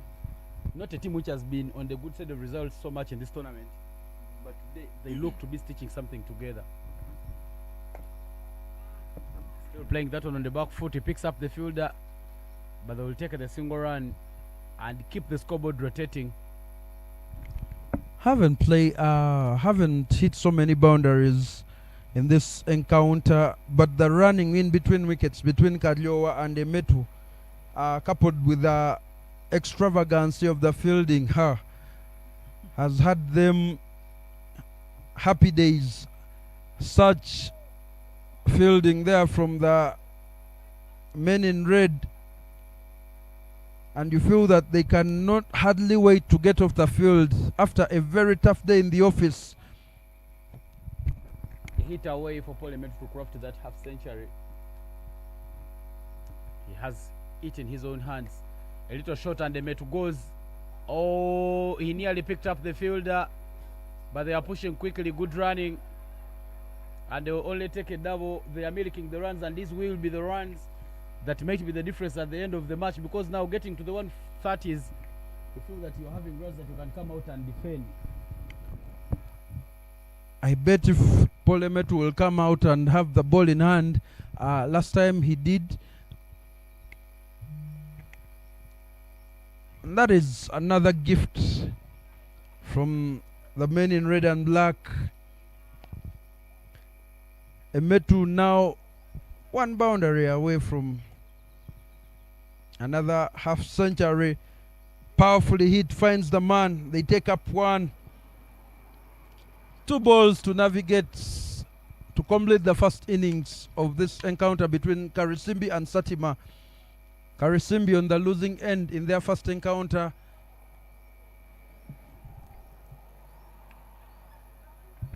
Touch and go. Playing for an individual milestone there. Derek Okecho says, Paul Emetu, you have it all yours, but that single brings up 140 as the team total. One more run there for Paul Emetu to complete his half century, and he has been given an opportunity. Already has a half century. Opportunity to carry his bat again. And that will be another 50 for Paul Emetu. Great work there from the young man, carrying his bat now for the second time, and also with another half century, raises the bat to all sides of the field. And what an innings there. 2 half centurions in the Karisimbi innings. Yeah, half century there from Samuel Okaliwa earlier on in the innings, another one from Paul Emetu. Both of them come back and bowl. So if they can add a few wickets in their bowling charts, any of them could walk away as a player of match day. But they've done a lot of good work there. And Derek Okecho, they are very, very happy and proud for what Paul Emetu has done. The good running, the rotation of strike, and the way they have made sure that they get the runs, and getting to 143 for a loss of 2 in the allotted 120 overs is really a very, very good looking total on the cards. Kariowa Samuel 52 and Emetu Paul 51. Standout partnership there. 121 runs. Not good bowling there. Otieno and Serunjo did the only bowlers to pick up wickets. Otieno 1 for 17, Serunjo 1 for 13. They will take a break, and the second innings will become immediately.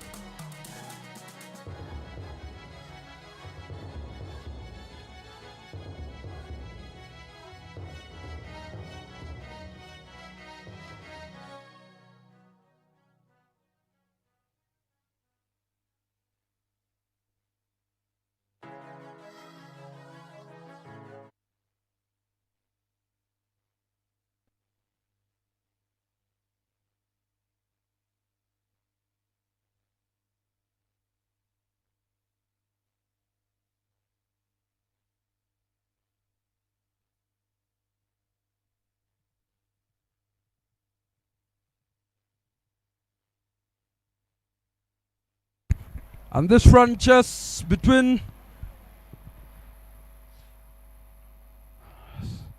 Satima and Karisimbi starts off with 2 runs there. 142 runs required in 119 balls.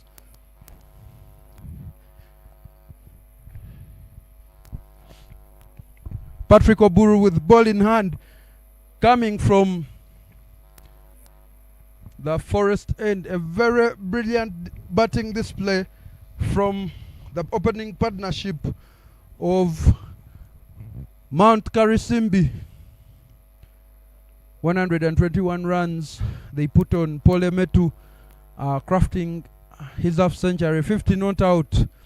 Came in at the top of the order, batted and carried his bat for the second time in this tournament. Kalyowa Samuel also joining the half centurions. That ball in the hitting slot from Oburu, pick up one. Kakaire and Eddie Agaba, the opening partnership for Satima.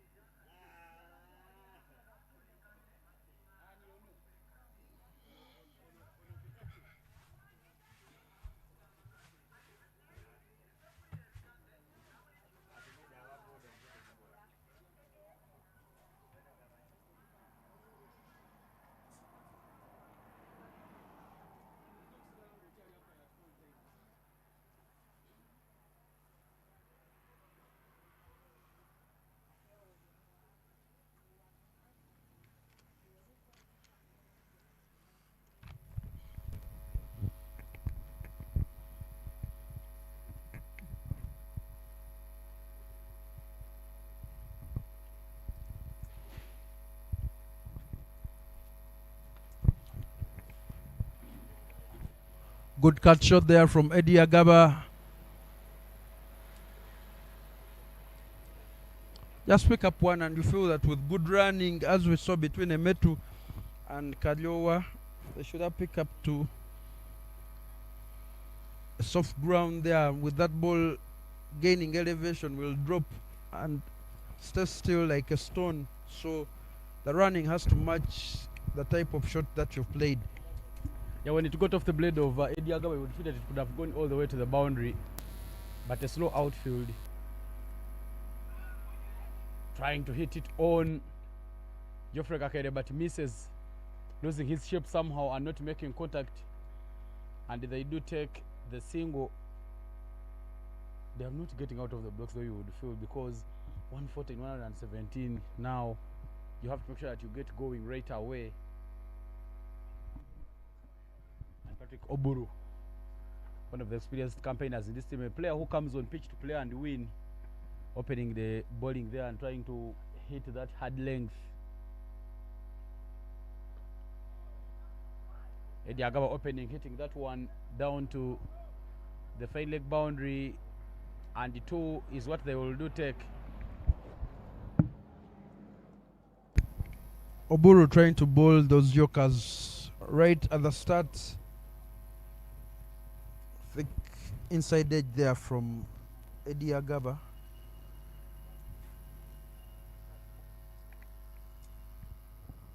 Some little sun trying to come out in the latter stages of the day. Yeah, very, very good signs there for this cricket match. Final ball of the over. Hit on, but straight to the fielder.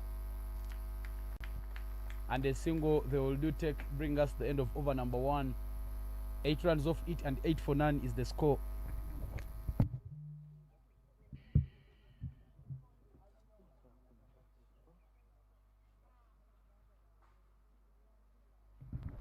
It is the South African Safari happening here at Florida Cricket Oval. is Mt.Satima up against Mt.Karisimbi. Yesterday, Satima beating Karisimi, but today somehow Karisimi getting out of the blocks and posting 143 runs to try and make sure that they do challenge the opposition.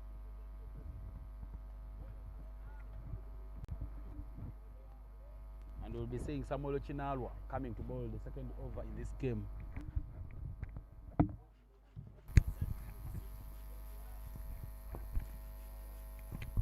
Such a resilient youngster, losing his mother last week, but coming in for some cricket therapy.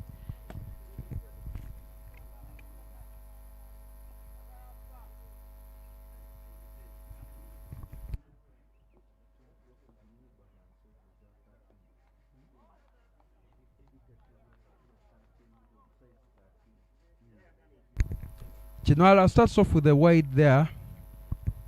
Needs to get his lanes quickly. You don't want to be expensive. Yes, they've gone above the pass score, but as we saw, it takes only one partnership to accumulate runs. Ball to the back of a length. Agaba trying to pull it away, unable to cleanly connect, and they will only pick up one.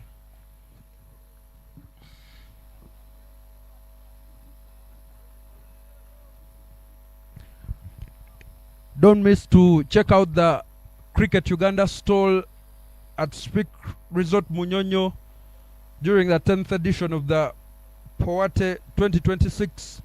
Cricket Uganda, of course, signing a memorandum of understanding with UTB, Uganda Tourism Board. But it is a skier there from Kakaire. The man under it, making no mistake whatsoever. He will depart for a paltry 3 runs. Geoffrey Kakaire this time falling early, and somewhere you'd feel that he had started going and getting runs. But a good catch there, taking the ball, taking all its time in the air. And in the end, calmly collected. He wanted to take on that lane which has been bowled, but in the end he didn't manage to pick it up very nicely, and it is another wicket, the first one that goes for Mt.Satima.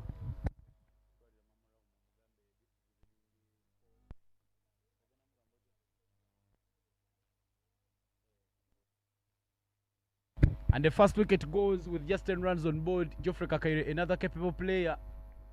Another player who can stitch runs together for the team. Now making the long walk back to the heart.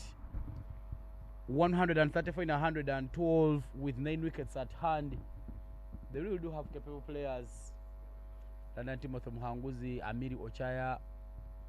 All players who can come out and hit. Nathan Serunjoji. But now losing that pressure early might be some bit of pressure for the side. Certainly Kakaire has been at the top of the batting charts. If you look at the side, that is Satima, comes at the top of the order. This time round, Eddie Agaba opening with him instead of Amiri Ochaya, missing the likes of Richard Sohera, Loikimba Mturaki, the captain Akram Subugaso. Plenty of runs out there, and Viglio Deke coming into the side and coming to bat number 3. It is a wicket-keeper batter who comes into the attack, Viglio Odeke. Another very, very capable player if it comes to scoring runs. But you feel that they have lost an early wicket. And now the sun coming out here at Florida. 134 runs and 112 balls needed for the victory. Mt.Satima, one of the teams who are just a few wins away from clinching a spot right inside the playoffs. Number 1, number 2 will play for the qualifier. For the qualifier 1, 3 and 4 will play in the eliminator. And then Number 3 will play who will have lost between 1 and 2. So you need to make sure that you're right within those brackets. You need to be in the top 4 out of the 6 teams. Make sure that you stand a very big chance of winning this inaugural edition of the East African Safari.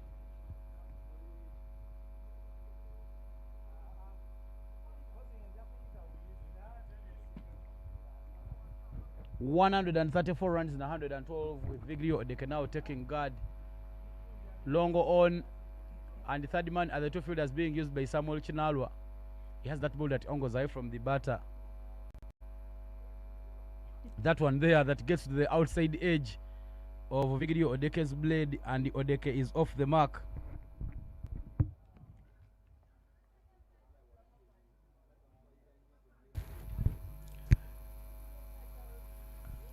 You feel that he should have some within space. You don't expect that ball to run away to third man, so the farthest third man should be around the 40-45 yard mark. Try to come into the inner ring there, close up that gap on the offside between slip and gully, and you will increase the pressure upon the batters. But a good ball there, playing and missing Eddie Agaba.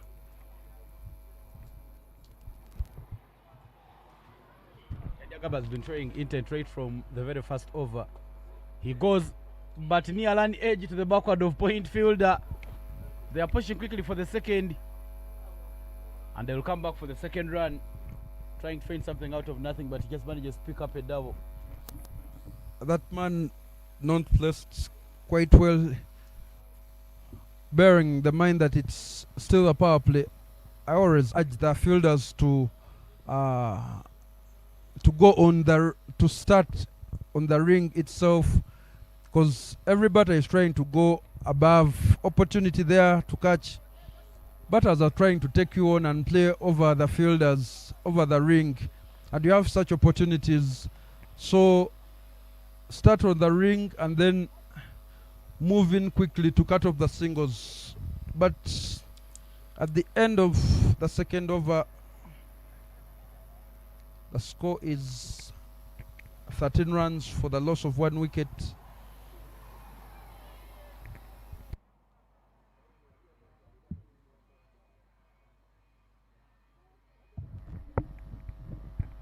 Odeke Viglio has 1 off 1.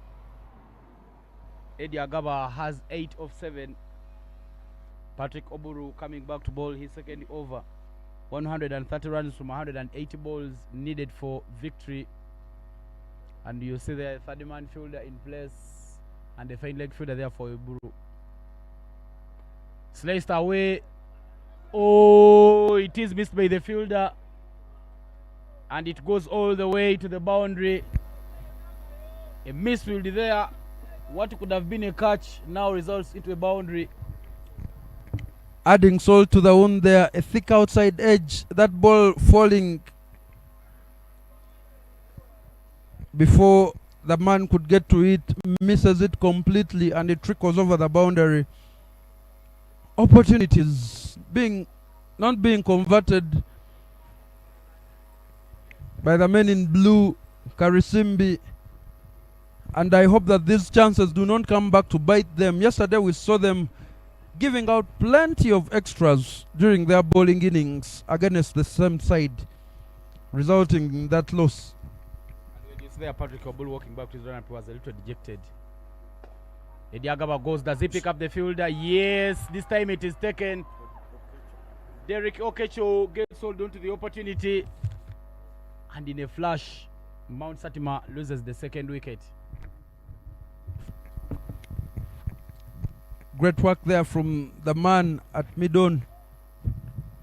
That ball dying on him, but Alert caught it at his feet, but it is safe hands. The mitts come round it, and Oburu has his man. Creates room on the offside, on the leg side, I beg your pardon. Manages just a Mt.Karisimbi. Mt.Karisimbi are truly in business.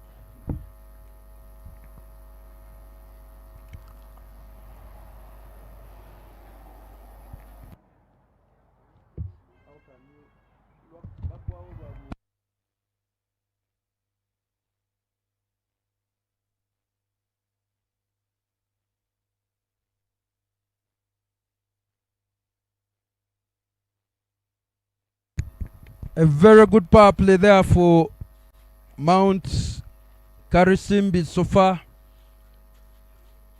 Trying to consolidate the side on the log. Trying to see that they can make the playoffs.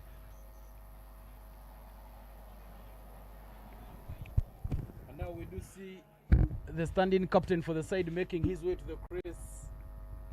And that's Amiri Ochaya, young brother to Jaffa Ochaya, another cricketer who was playing for the Uganda under-19, stepping in for the captain's role in the absence of Akram Sovuga. Leading edge there, right off his blade, but it will land safe, and it is a dot ball. Balled a little into the surface and had to skid on. Oburu getting something out of this turf. Of course, it was covered during the day, during the downpour. But extracting some bounce.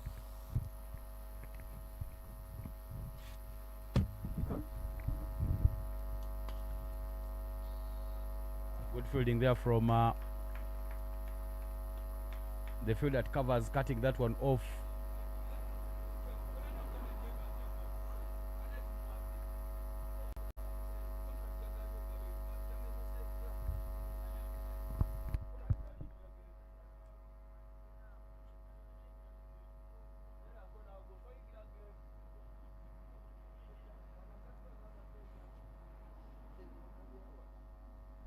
He will change that blade a bit because the sound from the bat was showing that it's a little broken, and Amiri Ochaya doesn't want to just lose his wicket like that.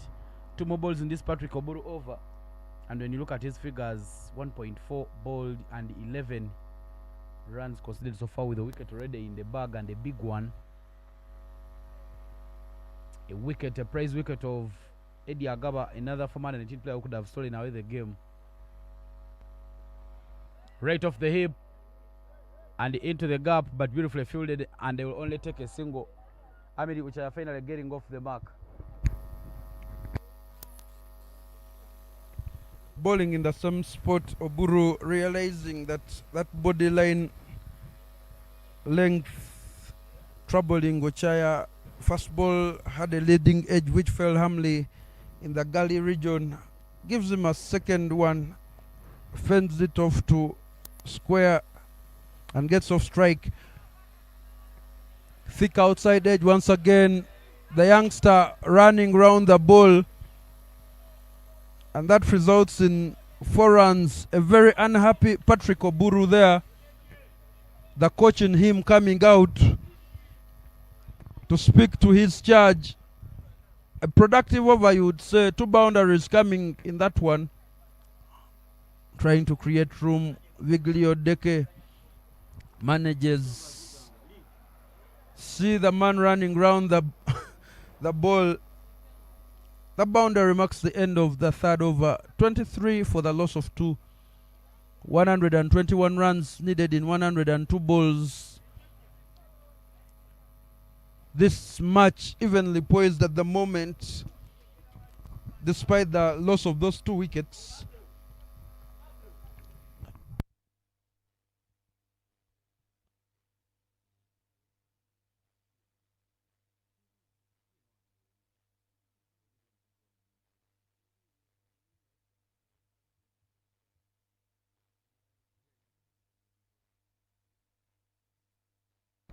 And Chinalwa Samuel coming back to bowl his second over. He went for 6 in this pass and he picked up a wicket. But he'll be bowling that raw pace and having that ball hang away from the bat, and he starts off with a dot ball. Ochaya looking expansive but missing that ball. And sometimes you see that exaggeration when the ball has passed, and you wonder why they didn't do that in the first instance. But Chinalwa continues.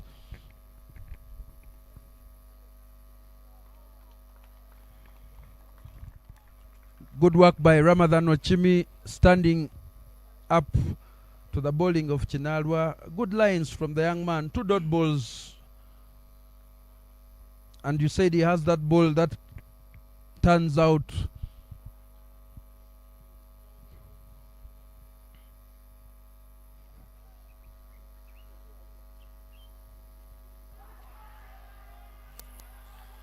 The cry comes in, the loud appeal. There was a sound.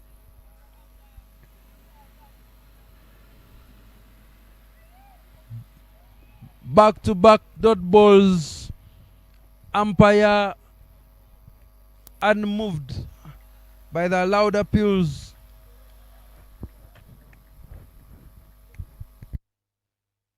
Just trying to see if there was something off that one. And you look at the celebration there, instant from Ramadan Ochimba, they're not given by the umpire. Straight to the fielder. And the sloping is there from the Karisimi fielders, and they take the run.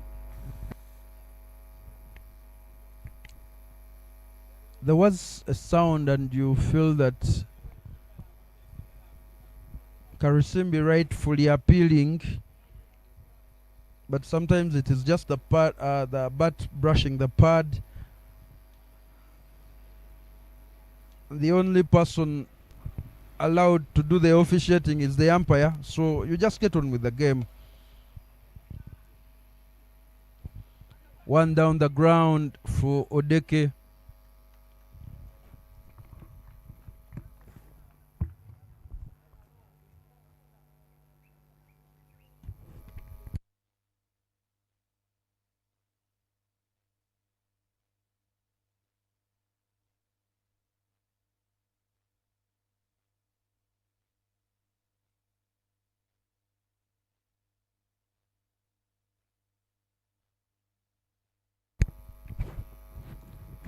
Last ball of the over from Chinalwa. Good drive there from Amidi Ochaya. The dive comes in. Possible second turn down by Ochaya in the hope that he will keep strike. End of the fourth over there.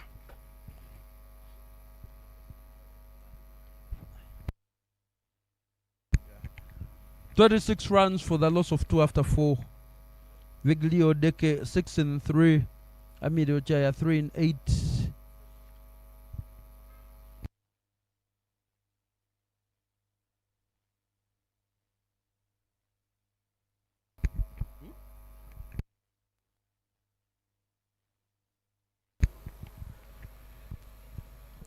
The equation standing at 118 runs in 96 balls.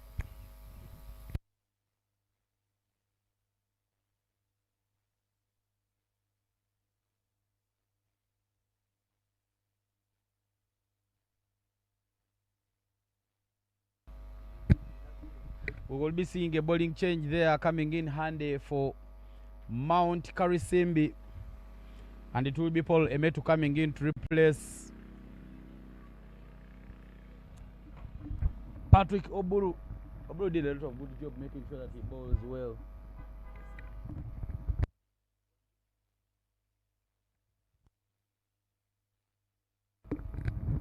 And now Paul Emetu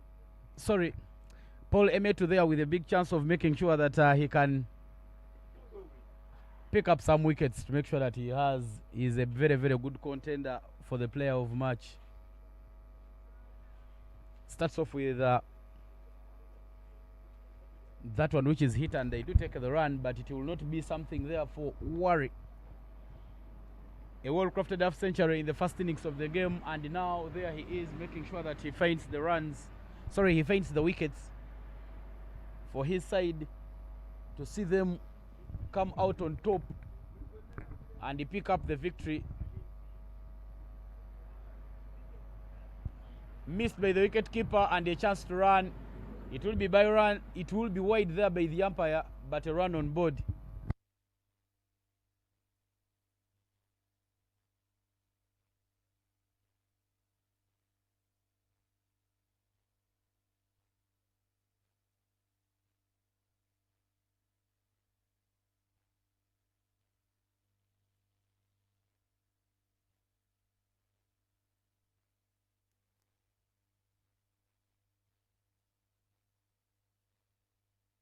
Well guided to point,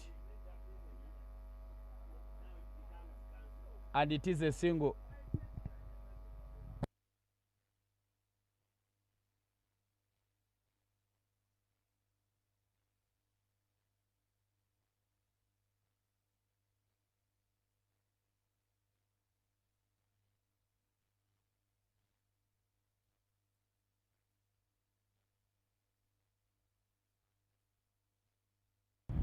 goes straight there, Viglio Odeke, and gets it into the gap for another run.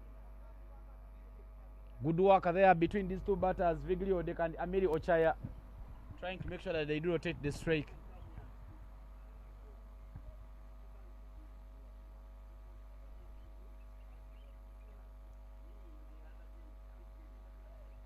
Down the leg, and it's wides.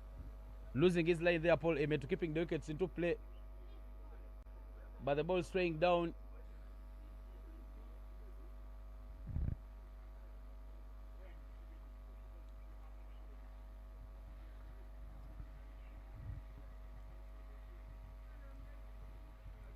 Now 112 needed in 93 balls. Again, another wide down the leg.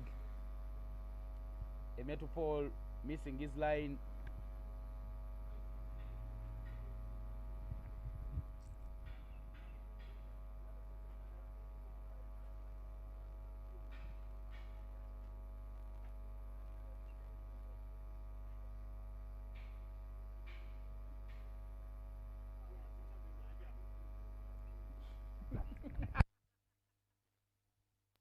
There is an appeal there which comes in handy but not given by the umpire, and it will be a dirty ball. That ball there continuing to go to the pads.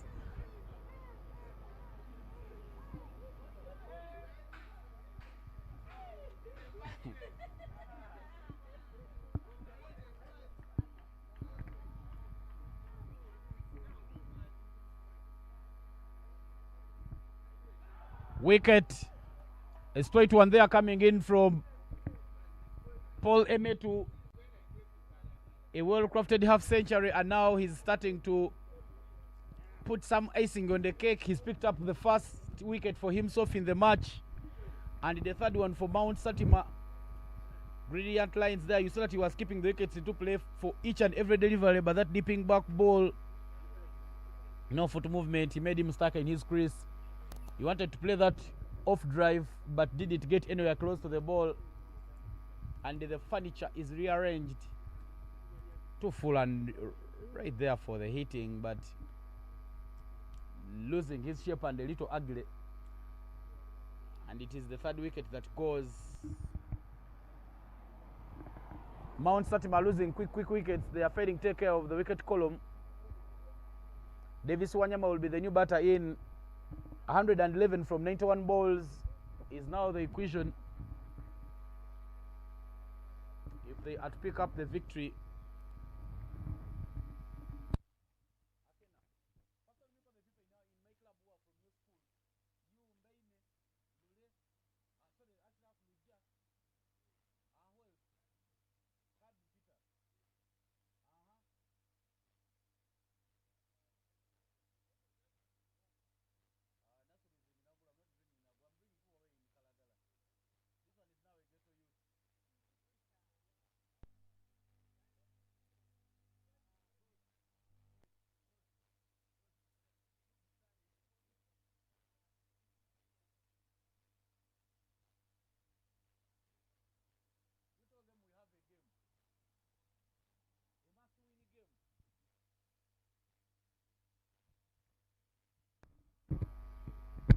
and now Davis Wanyama being the new batter in.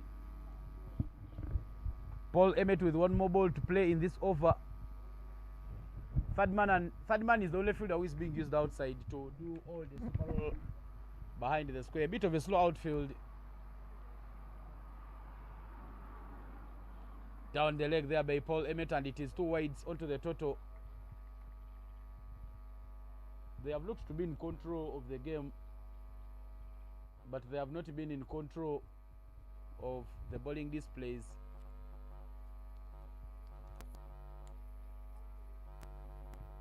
Trying to adjust his run up there, Paul Emetu.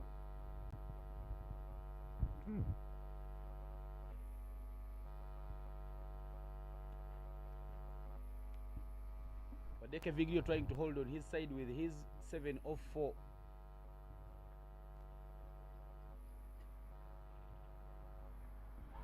It is another wicket. That ball angling back there from Paul Emeto and dismantling the furniture of Vigrio Odeke. Vigrio Odeke looked to try and want to take him on, but in the end, it is the furniture that is rearranged, and it is another wicket that falls. Wickets are now falling in a flash.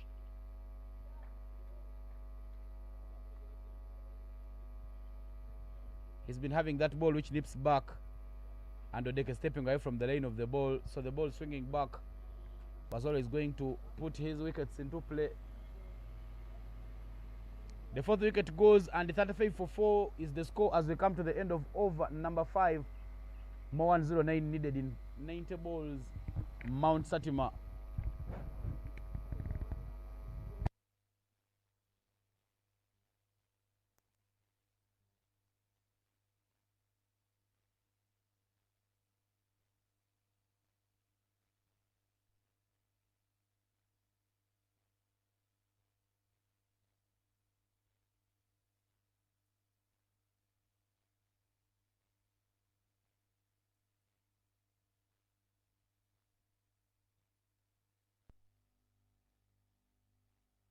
Otieno Stephen is the new batter walking in.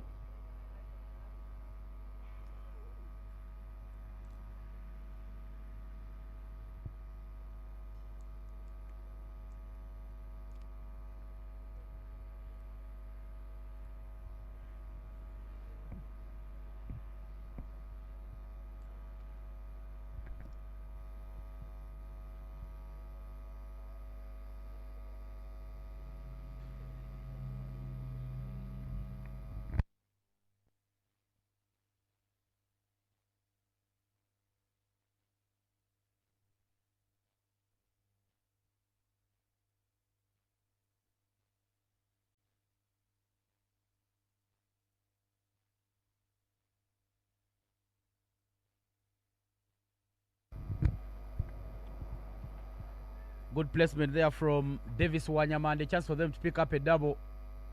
Yes, good running to pick up that extra run to make sure that they do keep the scoreboard ticking.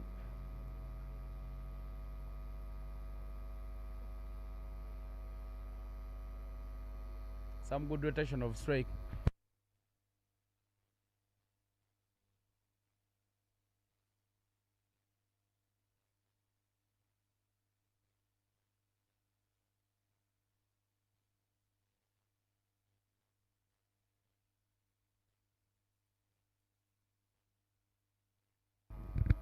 Yasamu Lokinolo returning, and he's still bowling that good line.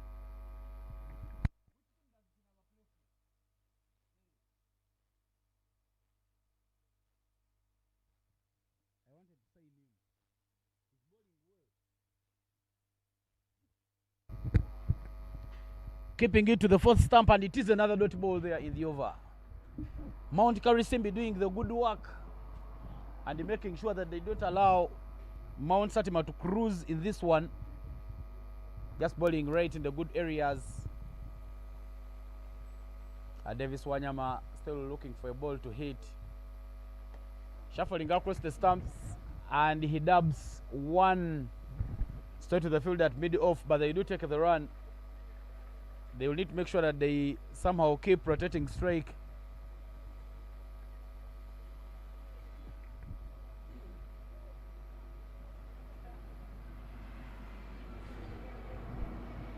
Two more deliveries remaining in this over.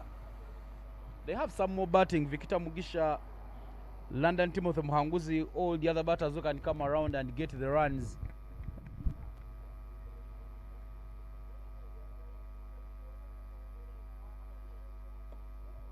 Yeah, well driven, but straight to the field, and it is a dot ball. Stephen Otieno yet to get off the mark.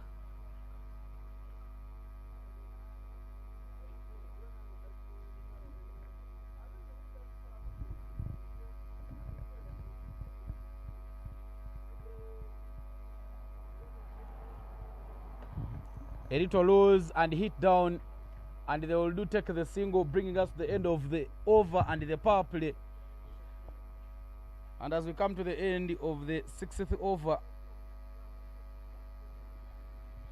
39 for a loss of 4 is what the scoreboard reads.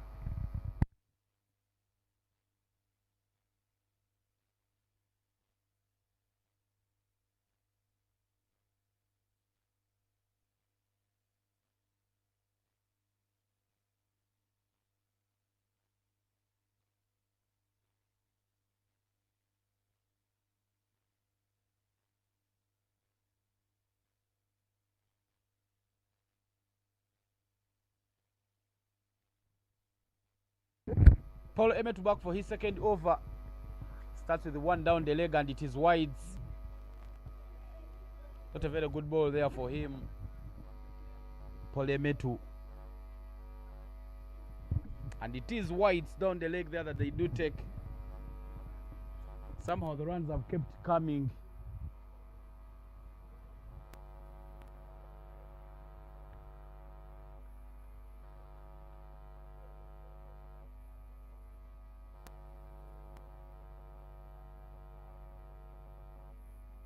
The batter there trying to move away to force the umpire. I think that he wasn't ready to face, but the umpire says no, you showed that we are ready, signs were clear. And it's a dot ball.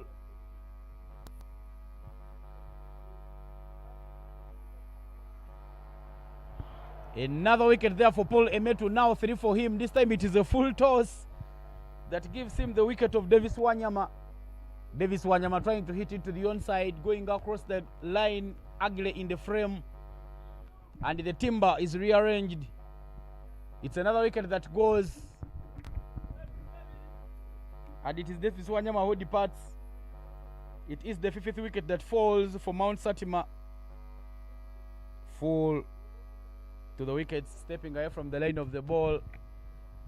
Furniture exposed, furniture dismantled, and they do take another wicket.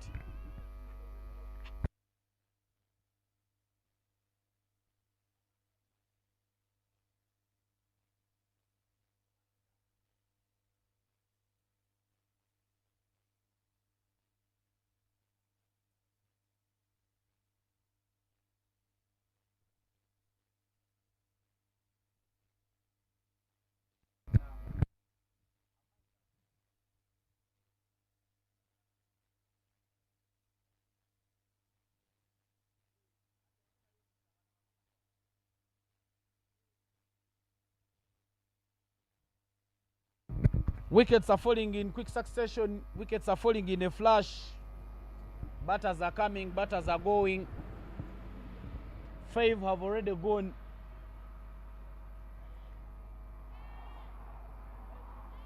And they are now struggling to find the innings going. Paul Emmett already with the 3 wickets in 1.2 overs. He's gone for only 11, and you look at those runs, most of them are extras. So he will need to make sure that he maintains that good lane and length. 4 more balls remaining in this over by Paul Emetu, and the new batter in is Nathan Serunjoji. Trying to work that one to the onside, but he doesn't time it quite well, and it is a dot ball.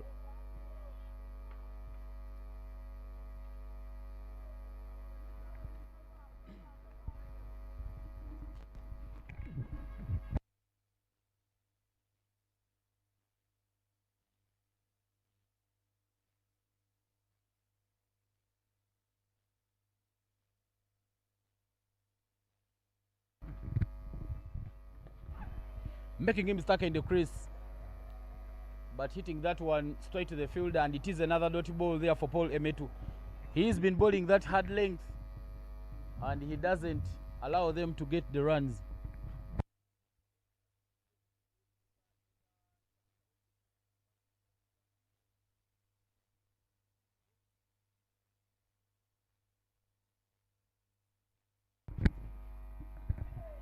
Some bounce off the surface, and it is another dot ball there for Paul Emetu. He's really looking like a busybody, and he's making sure that he continues hitting that hard length, not giving the batters anything.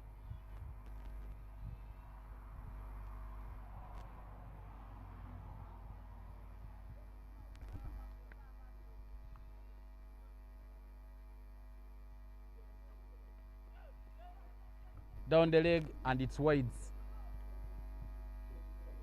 12 of them, they are added to the total.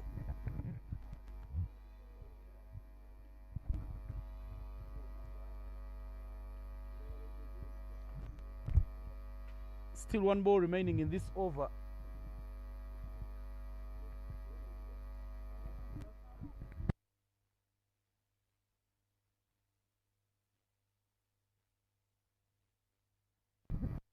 And now he will come to ball it, but right there in the arc, and it will be a dot ball. Bringing us to the end of over number 7, and the scoreboard reading 63 for a loss of 5.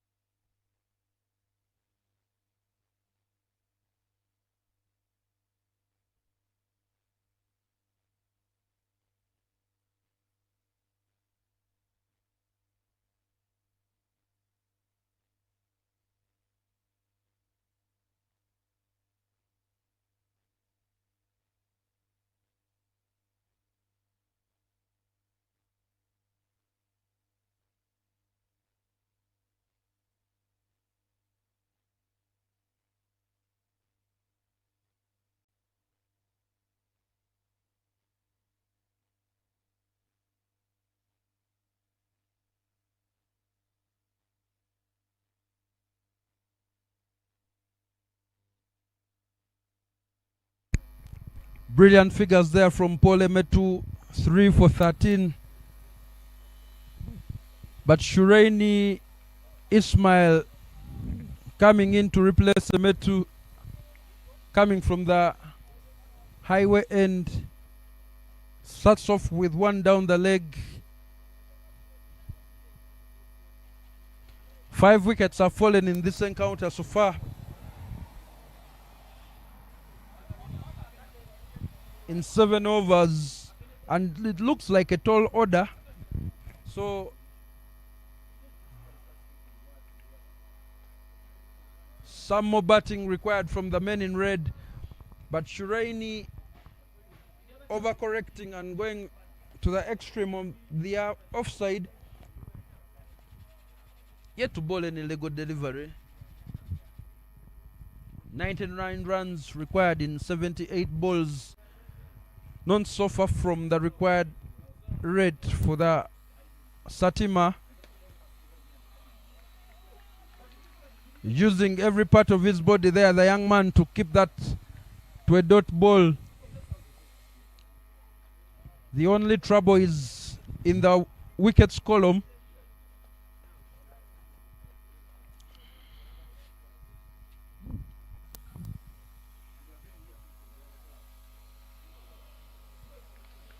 Better line there from the young man.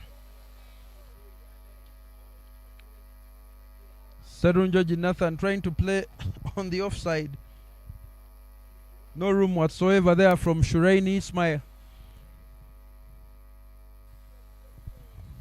And lots of activities are.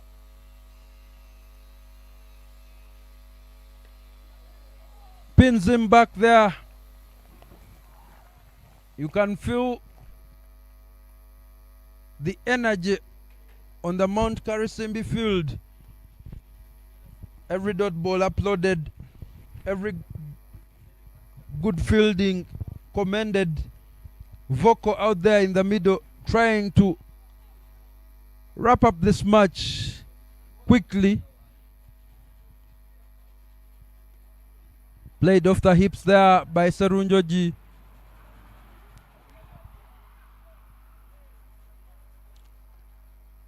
A welcome run in this over for Mt.Satima, under the pump at the moment.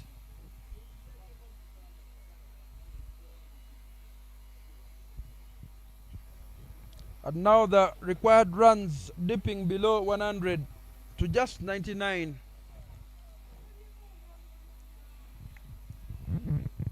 They will believe they still have hope until the last ball is bowled or the last wicket is taken.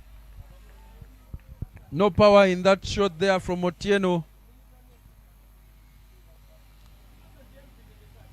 And looking at that lineup for Mt.Satima, quite a long tail, missing the likes of Loikimba Mturaki, Akram Subuga, Richard Sohera, men with runs to their names. But that dot ball brings up the end of the over for a 6 for the loss of 5 after 8 overs. Stephen Otieno 1 in 5, Nathan Serunjoji 1 in 7. New partnership at the crease. It is still the East African Safari T20 Challenge 2026, happening here for 3 weeks, 5 playing days each week. And this is match day number 9, proudly brought to you by our premier sponsors, Dafabet, Mukono Cricket Community as organizers, Deep End Sports Media, broadcasting and streaming partners.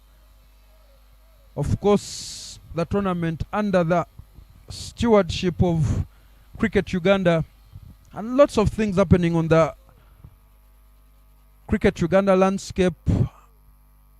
The under-19 girls cricket camp has just concluded in Jinja. But there is a bowling change at the Forest end.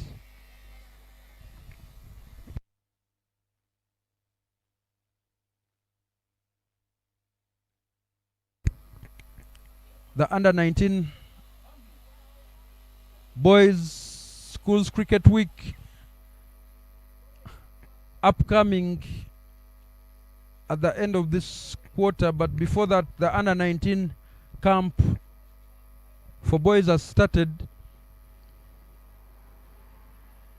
A very successful girls schools cricket week concluded in Gulu.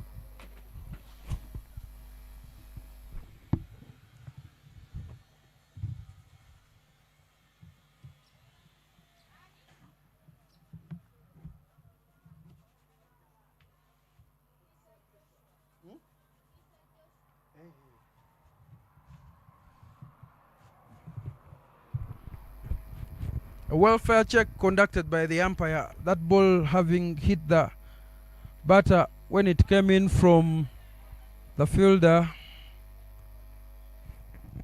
Second ball of this Mukishwa Joshua over.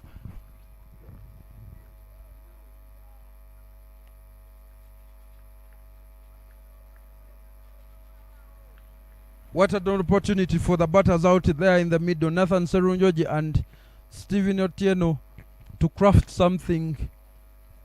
11 also overs to play with.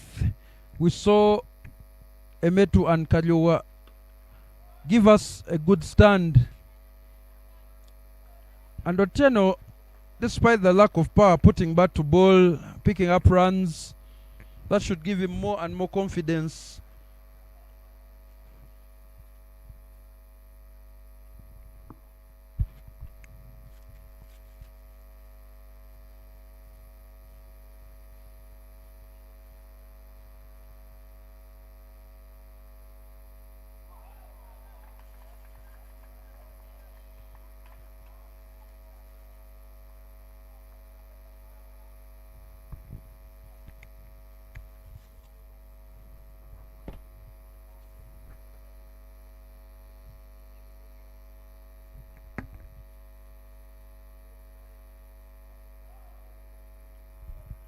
Going quick and wide, but beyond the tram lines there by Mukisa.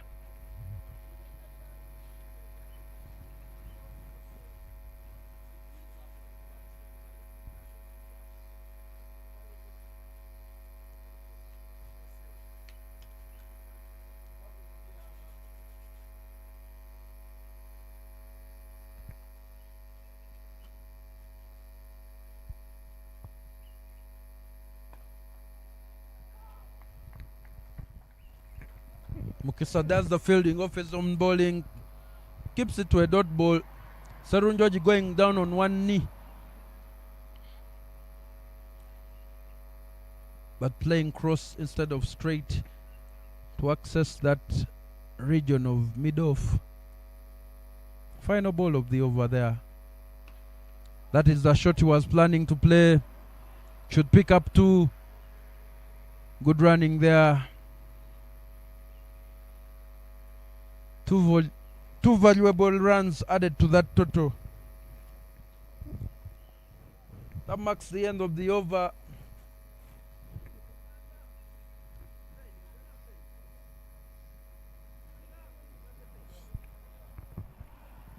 "51 runs for the loss of 5 after 9. 93 runs required in 66 balls.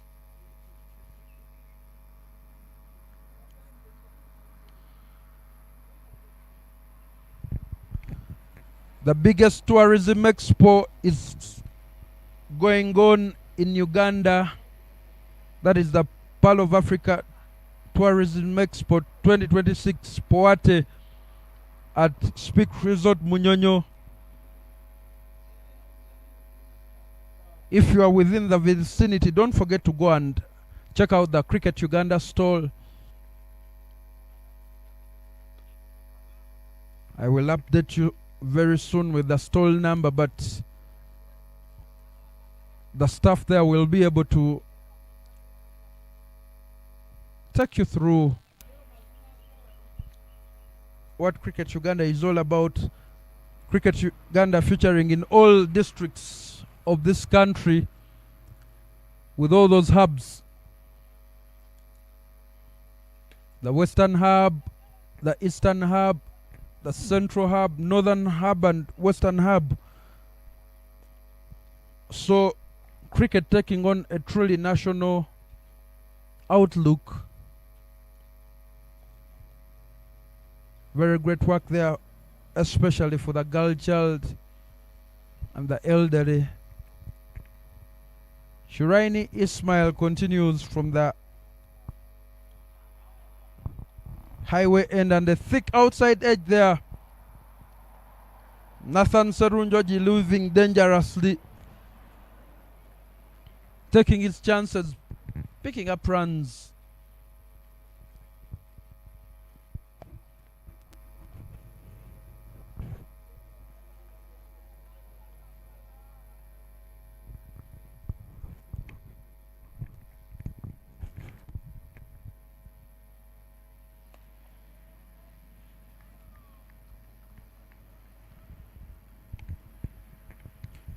If you want the World Cup shirts that the cricket cranes donned in that T20 World Cup that happened in America and the West Indies, they will be available at the stall.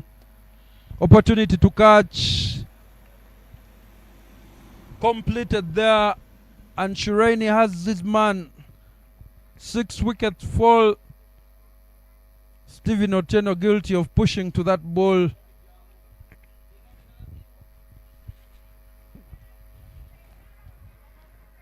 Balled back of the length, aiming to play on the onside. That ball picked up by Paul Emetu at short covers, having a player of match performance out there in the middle, having scored an unbeaten 50, carrying his bat for the second time in this competition. Picked up 3 wickets already. Add that catch to his statistics today and you have a standout candidate.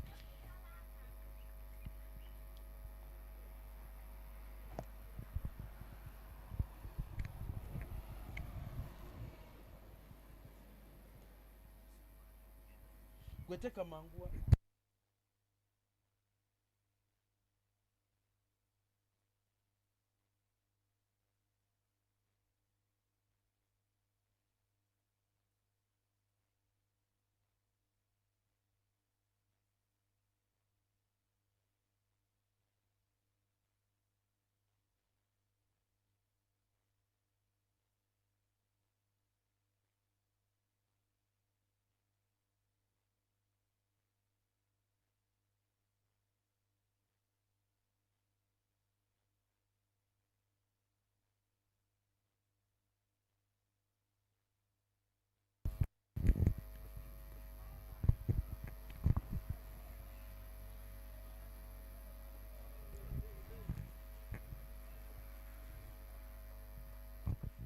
New man in right off the mark there. Ngoli Trevor, the new man in. That single marks the end of the 10th over. Halfway through. Current run rate is 5.3. Required rate now shooting to 9. The remaining 10 overs, 4 wickets to pick for Mt.Karisimbi, looking to make amends for that loss in the first round to Mt.Satima.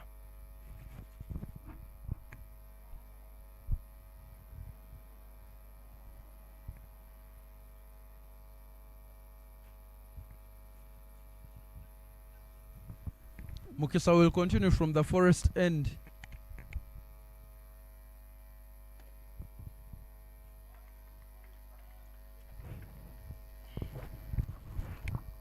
Runs are hard to come by, let alone boundaries. And it is proving to be hard paper for the men in red. 2 dot balls on the trot.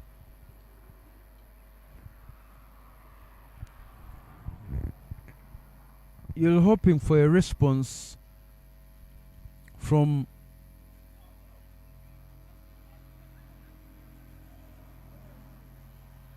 and they run for that.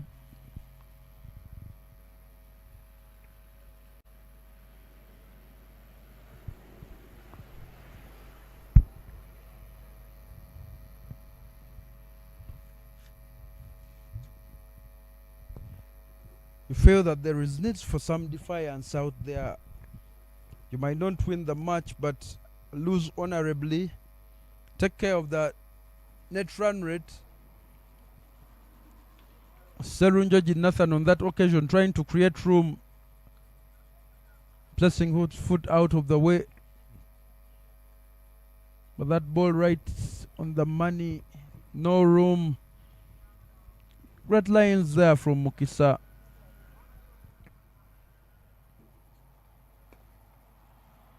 Better from Serunjoji, drives that one. The dive from Emetupol, unable to keep it to a dot ball. Pick up one. The sun now having a show up, but disruptions we had in the morning game.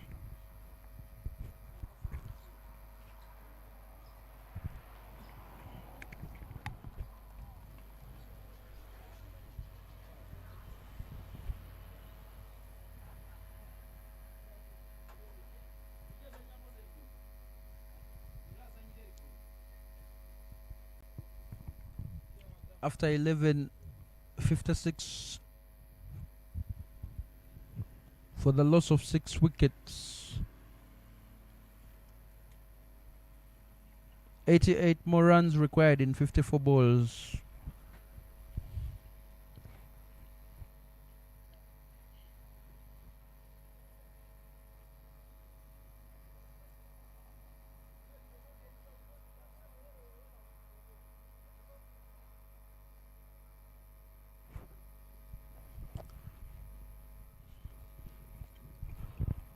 And the introduction of some spin to come from the highway end.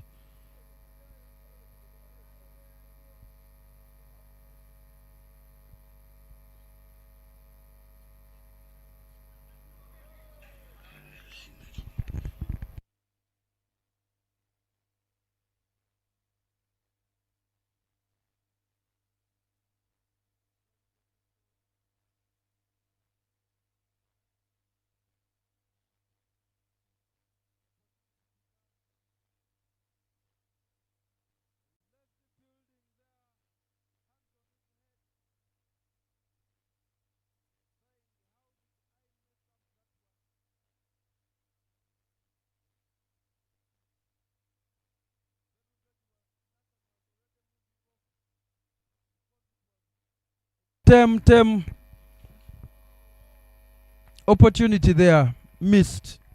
Yeah, it was looking like a very easy opportunity there to catch.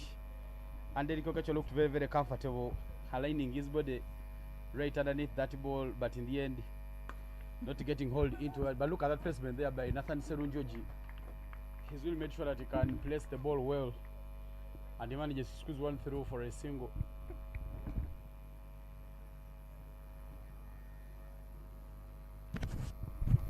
Serunjoji was already walking off thinking Orkecho will take that catch, but given another opportunity there.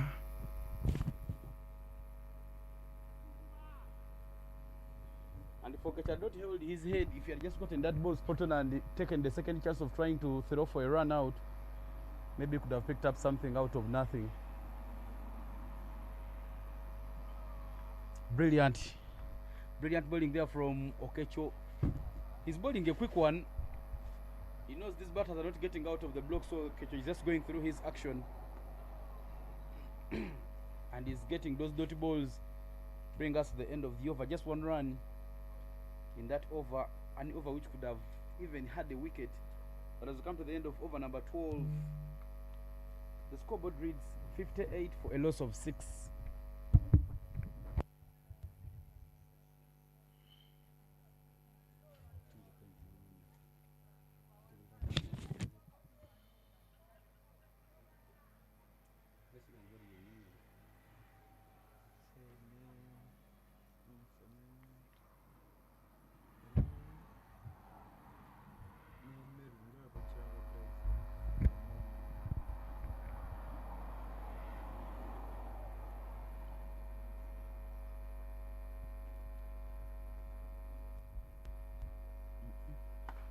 Inside out,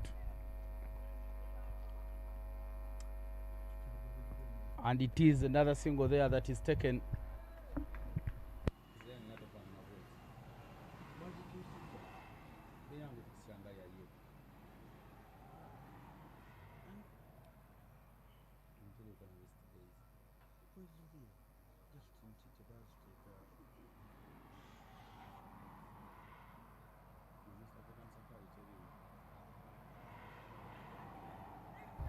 Finding another placement there backward of the square, and they do take the run.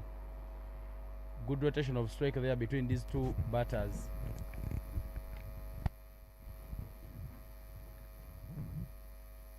A noticeable injection of acceleration between the run making and running in between wickets between Ngoli and Serunjoji.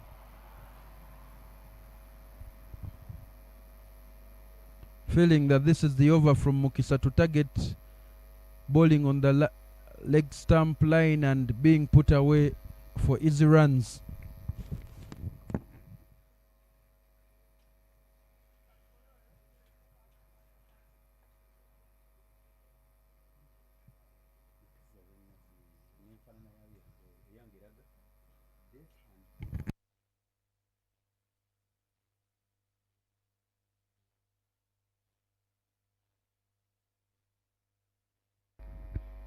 David Muksa, they are making his first over count. But you feel that the clear passage of play now is Karisimbi already on top of this one. Rocks back and gets that one into the gap towards that short third. And it is another single that they do take. I just feel that there is a realization by the Mt.Karisimbi that they may not prize out these wickets, so leave them to make a few runs. And then also the batters realizing that we cannot win, but we will play out the overs. So a stalemate of sorts out there, but greater pressure from Karisimi should see us wrap up this game quickly. But as you can see, throwing the ball around, giving the other youngsters opportunity to bowl. And I feel it is good captains there from Ramadan Ochimi, because there will be a time when you will need these youngsters. So when you give them a bit of a feel, by the time they come out to bowl for you in the games that matter, they will come with their groove ready. 5 runs off that David Muksa's first over. and at the end of the 13th, 63 for a loss of 6 is the score.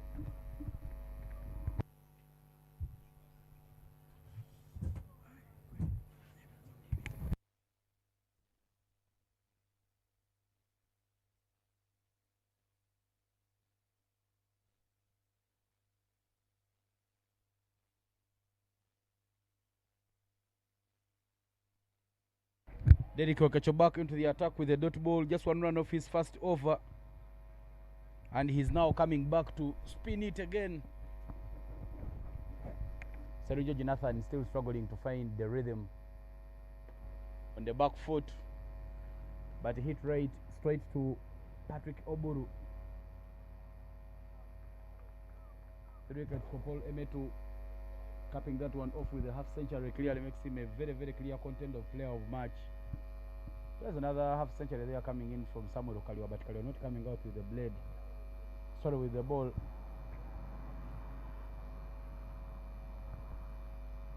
Going innovative there. Not so many times we do see this, but Trevor Ngoli just picking up a single after that switch shot. High risk shot there, but low reward, because when you look, there is a man out there, that region not being vacant, of course playing for the gallery there, enjoying his time there in the middle. Nathan Seronjoji has been whipping that ball hard, but finding fielders, but growing in confidence, you feel. Not sure how that one missed. Playing on the back foot, risky. From the first time you would see it, but it goes on as a dot ball. That ball just going above the stumps from Okecho. Serunjoji was caught in between going forward and back, but that single marks the end of the 14th over.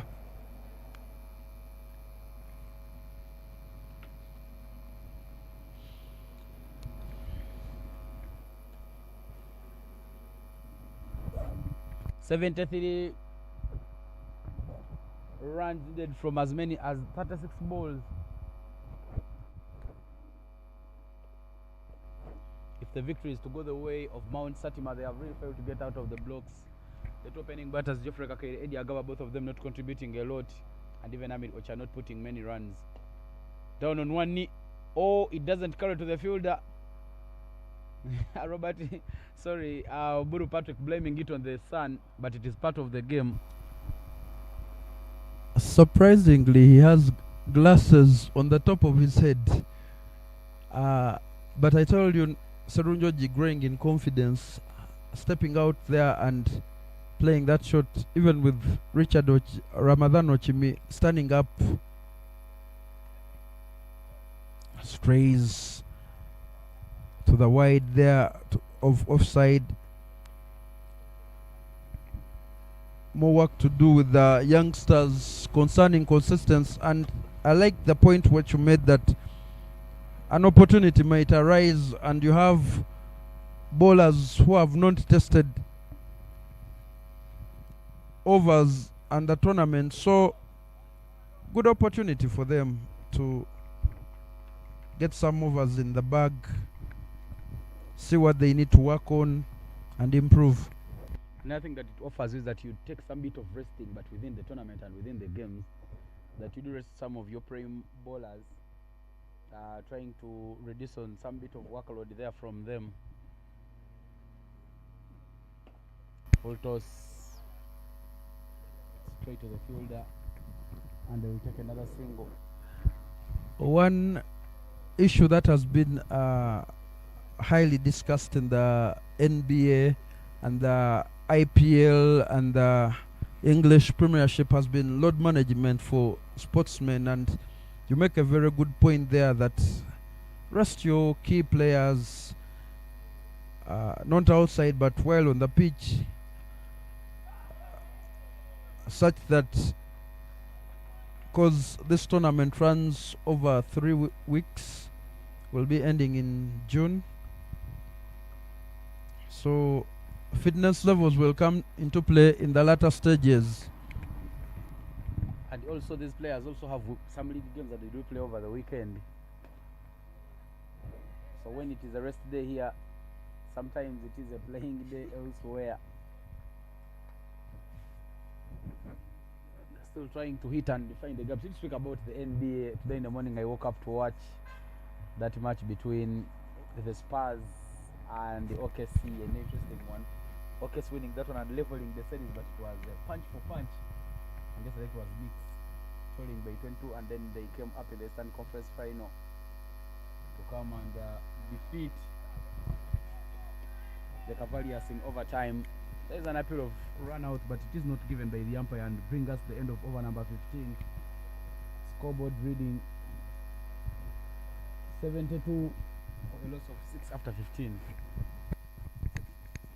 The Spurs clearly being the people's favorites because of the way OKC play. OKC eliminating the King and his team, King LeBron James. So in a sweep 4-0 in that Western Conference semi-final. And the question remains, is the King coming back for another season? And to which team will he be going to?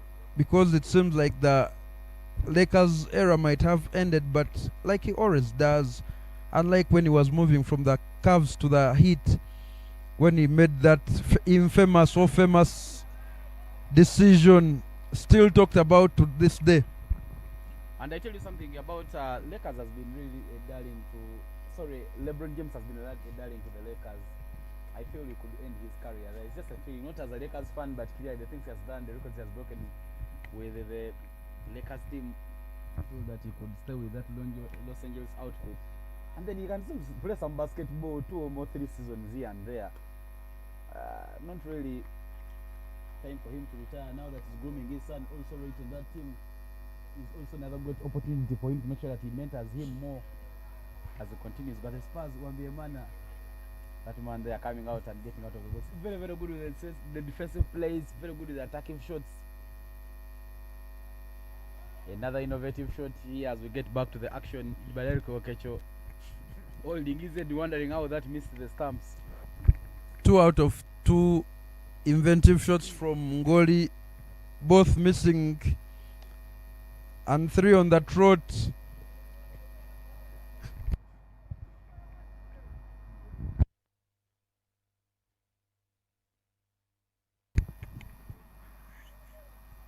Indicated wide there by the umpire, but the batter clearly changing stance.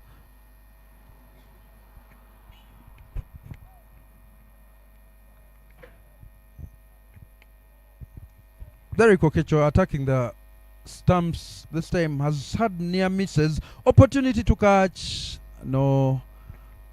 Just pick up one there. Lazy running there from Ngoli. Draws the man into a hunt that yields nothing. Just extra runs to Mt.Karisimbi. Look at now the fielding display by the Mt.Karisimbi batters. They know these batters will not chase the runs. Yep. So it has been a quiet, calm passage of play. 70 in 26. 2 more balls remaining in this. Derek Okecho over Trevor Ngoli on 8 of 18 and Nathan Serunjeji 15 of 30. I think now they are playing at the back of their mind, saying if we can play all our overs, maybe we would have reached a feat of sorts. Inside out, but straight to the fielder. Oh, Samuel China not getting hold of the opportunity, and out of trying to buy a wicket, Derek Okecho doesn't buy any. It is a single that they will do take, bring us to the end of over number 16. With the scoreboard reading 77 for a loss of 6.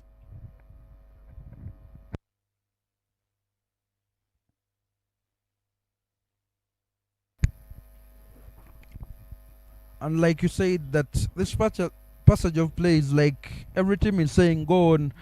As we saw at the close of that over, an opportunity offered to Chinalwa at point, and he will argue that the man coming in from Ugali crossing over obstructed my vision, but surprisingly Okecho has not picked up any wicket but conceded only 10 and his 3. Paul Emetu will come back into the attack from the forest end. The helmets come back on, and I would prefer him to attack those stumps, get all the wickets in this innings, improve on your net run rate.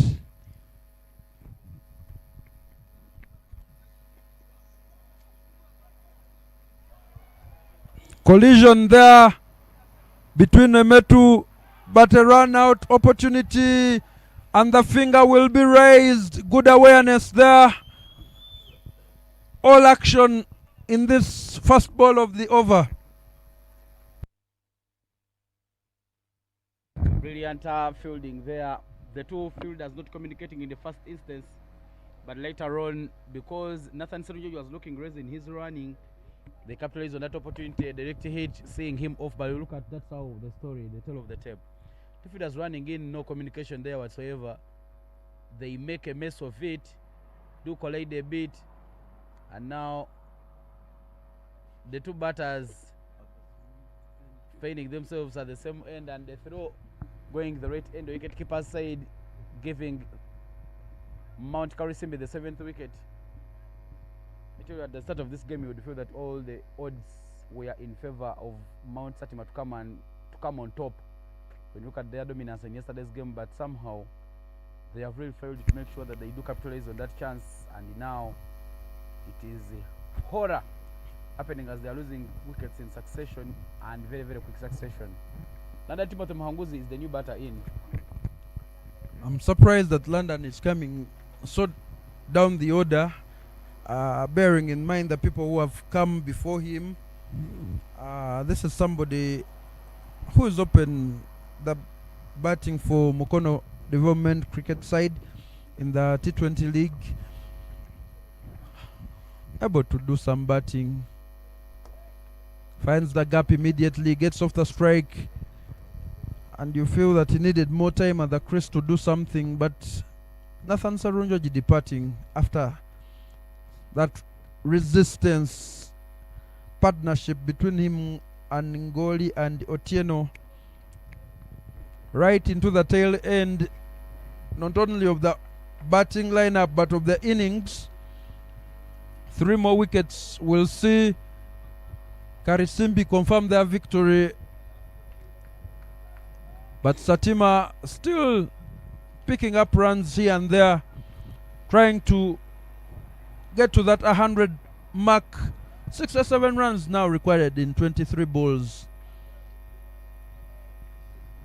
A very big asking rate, if you would ask me.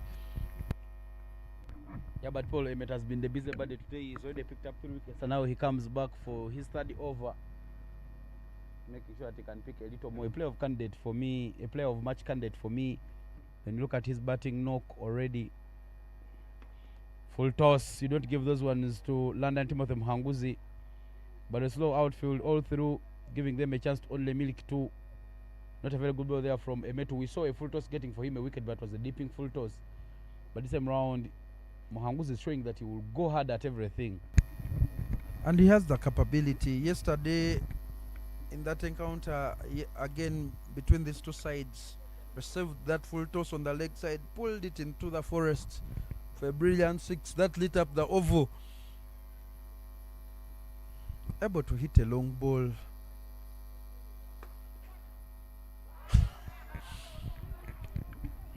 Playing to create chances there, Paul Emetu. Samuel Chinara making a mess of it and not getting hold of that chance. And they do take a double run. It's not sure Emetu is bowling to buy wickets. Just keep bowling the good line, wickets will come your way. He will tell you that I created the opportunity. Opportunity was not taken up by short mid wicket. And the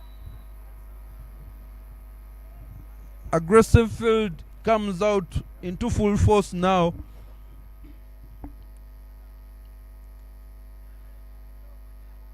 The sun now coming from beyond backward point and will be directly in the eyes of the man at mid-wicket and also mid-on. Hit straight. Does it go all the way? It might have been one bounce for. Good looking shot there from London. He's showing that he can hit that long ball, and the umpire confirming the signal. But look at the way he picks it up. The ball landing a few inches inside, but it is one bounce for. And I told you that Muhanguzi has the capability of hitting balls. Him coming down at number 9 does him some injustice, but you feel that they were trying to give some other batters opportunity at the crease there. But after 17, it is 87 for the loss of 7. 57 required in 18 balls.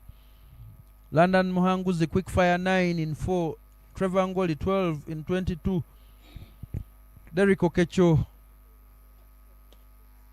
safest place there, just behind the bowler's head, and they pick up a valuable run. Will Muhanguzi see them cross the 3-figure score? It may be too hard for them to cross the three-figure score, given the number of overs remaining and their current passage of play, and the wicket or two here falling would mean that they will end below that. Muhanguzi playing that one on the back foot, but he just manages the outside edge, and they do take the run. That somehow Muhanguzi and the Trevor Ngoli will keep milking these singles to try and make sure that the runs still come onto the board. A quick glance at the scoreboard for the two batters will show them that they are just about 12-11 runs away from that 100 runs score. So keep going, keep running. With such hits you can run 2, but good work there from Ismail to keep it to 1.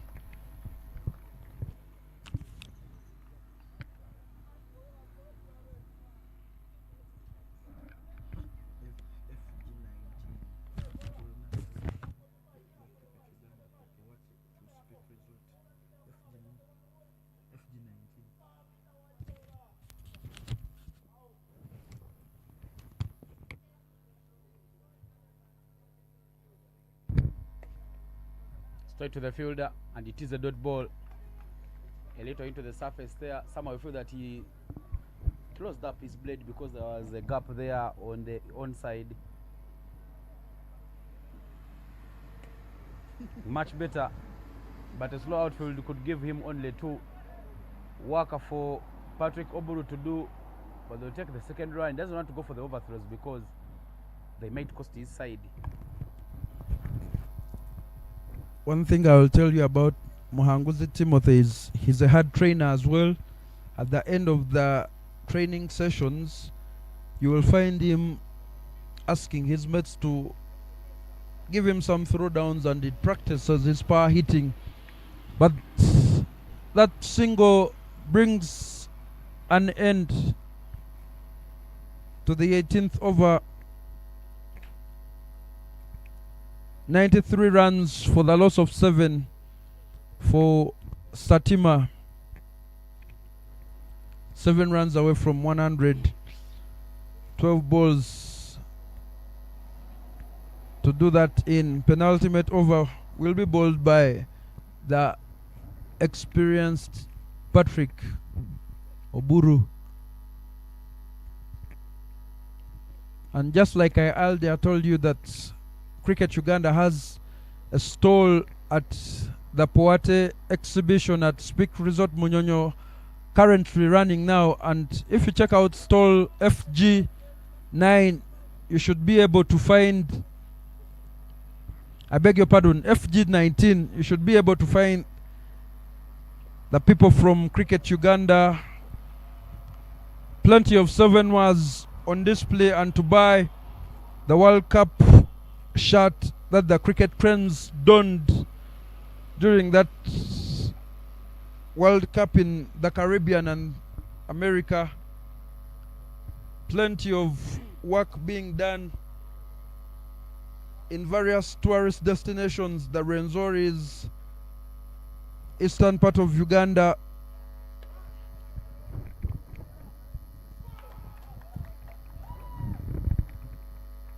He manages to pick up that wicket, the wicket of London Timothy Mhanguzi, Patrick Oburu. It is his second in this innings. Brilliant work there from that fielder. They are running in from point. A bit sliced from the blade of that man there. And Shireen Ismail getting hold onto the opportunity to help his side pick up the eighth. Now into the proper tail end, and Victor Mugisha will be the new batter in. London Timothy Mwanguzi has been showing some glimmer of hope in trying to add as many as he could. Doesn't manage to continue going, and in the end it is an opportunity that is taken. Second one for Oburu and the eighth one for the side. That's their standing captain for the day, Amir Ochaya. Not happy there for the batting display by his boys, but you should remember that he was also in there batting, so he left a lot of work for the lower order batters to do. Yes, Mhanguzi trying to go on the offside, doesn't time it well.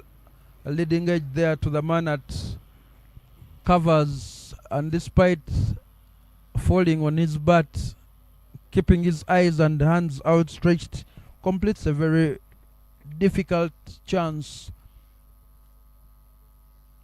What has Mugisha Victor got in the tank?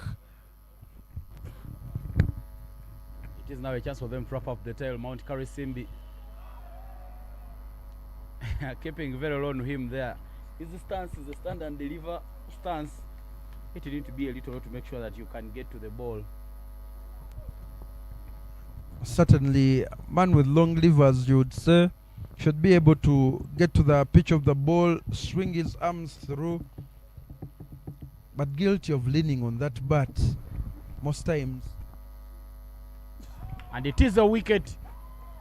Good thinking there from Patrick Oburu. He knew that Mugisha was having a high stance. He wasn't going for that low stance. He just bowls one skidding through. He was going to miss the line. Even if you align it well, that ball will always keep low, because at least you need the lower stance to make sure that you raise up with the bounce of the ball. And the ball keeping low and skidding through. Oburu with the third wicket for himself there. And it will be Mugisha who falls without disturbing the scorers.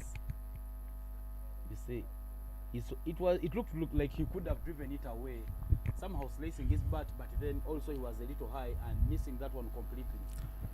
You make a cardinal point and an observation that I have made concerning Mugisha work to do, that he always tends to the point of his blade is always facing to covers and point instead of back to the bowler, so unable to hit that ball down the ground. Is always the candidate for caught behind and being bowled, because the ball has a thinner surface.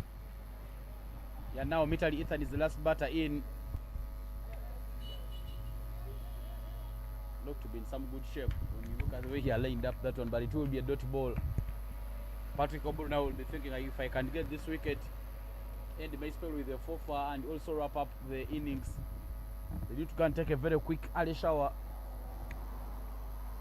so you don't need to see the innings drag on for so long.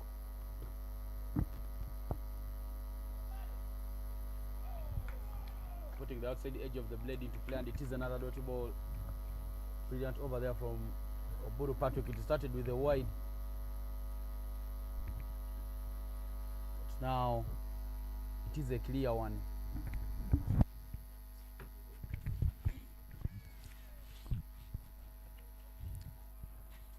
This match well beyond Satima, but they can play for pride, try and hit the 100 runs mark, work on that net run rate, which might come in handy later in the tournament. 6 runs away for 100 runs. And that should pick up one there. Mitali Ethan finally off the mark. He's a capable batter. And that marks the end of the spell for Oburu Patrick. Picks up 3 wickets, concedes 18 runs. I beg your pardon, he's bowled 3. But certainly I was right, because he cannot bowl another over, because Metropole will be looking to finish up the last 6 balls, hopefully pick up a wicket. But certainly the standout player of match performer picked up 3, considered 23, coming for his 4th and also the final over of this contest. Starts with a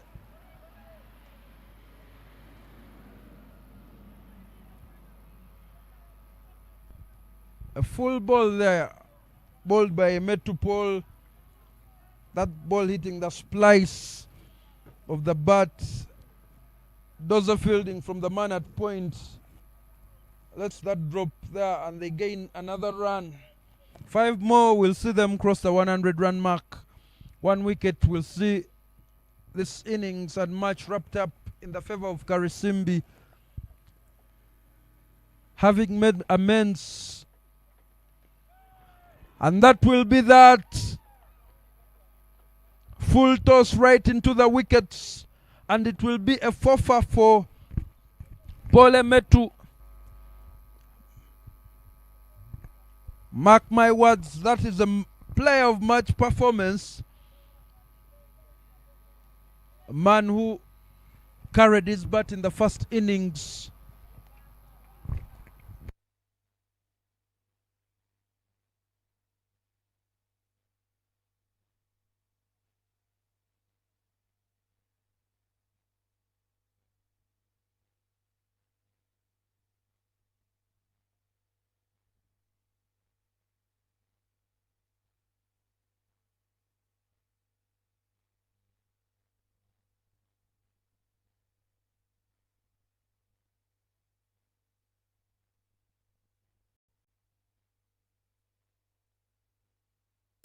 Mt.Karisimbi win by 47 runs there. A look at the match summary. Kariowa Samuel and Emetu Paul crafting half centuries. 52 in 56 for Samuel, 51 in 62 for Emetu Paul. Stephen Otieno and Nasan Serunjoji, the only ones picking up wickets in the first innings. Karisimbi 143 for 2, and in the run chase, Nathan Serunjoji and Trevor Ngoli with London Muhanguzi Timothy.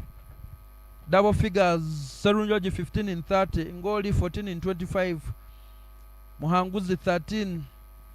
A forfeit for Pole Metu 4 in 24 in 3.2. Oburu Patrick also picking up 3 wickets for 18 in his 3. Mt.Karisimbi winning by 47 runs. And a look at the log will see Mount Kilimanjaro still unbeaten, 6 in 6. Mount Beru following with the 4 wins there for 8 points. Satima now 3 in 7, 6 points.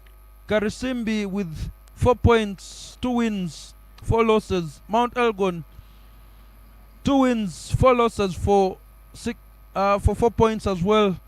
Mount Renzoli family at the bottom with only 2 points, won 1 in 5 and lost 4. I have been Solomon Lubama Chigozi together with Ivan Cyprian Sajabi, who will be coming up for the post-match presentation. Leave you with the highlights there of this encounter, and have a good evening.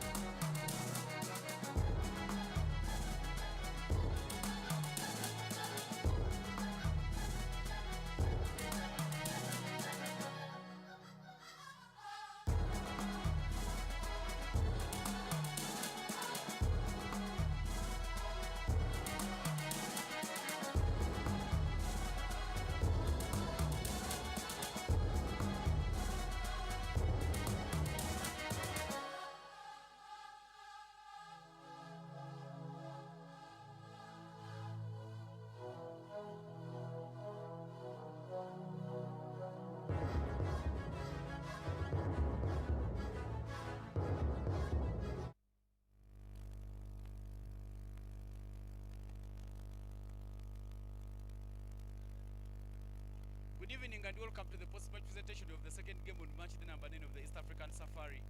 A match between Mt.Satima, who are squaring off against Mt.Karisimbi, but in the end Mt.Karisimbi picking up a victory and winning the game by 47 runs.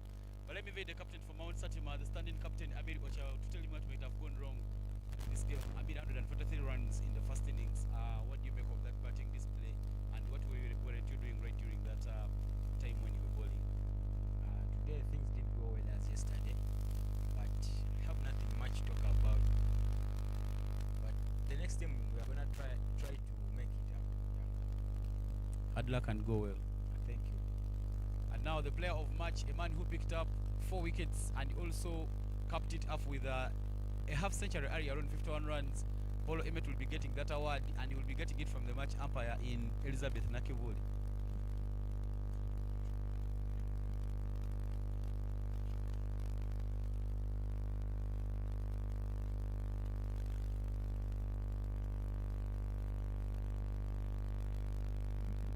Paul Emmet also standing in as the captain for Mt.Karisimbi. How does it feel like picking up this victory?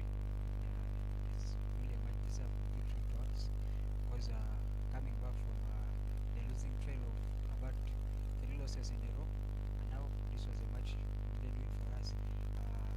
Starting with the batting side, try to put up the runs.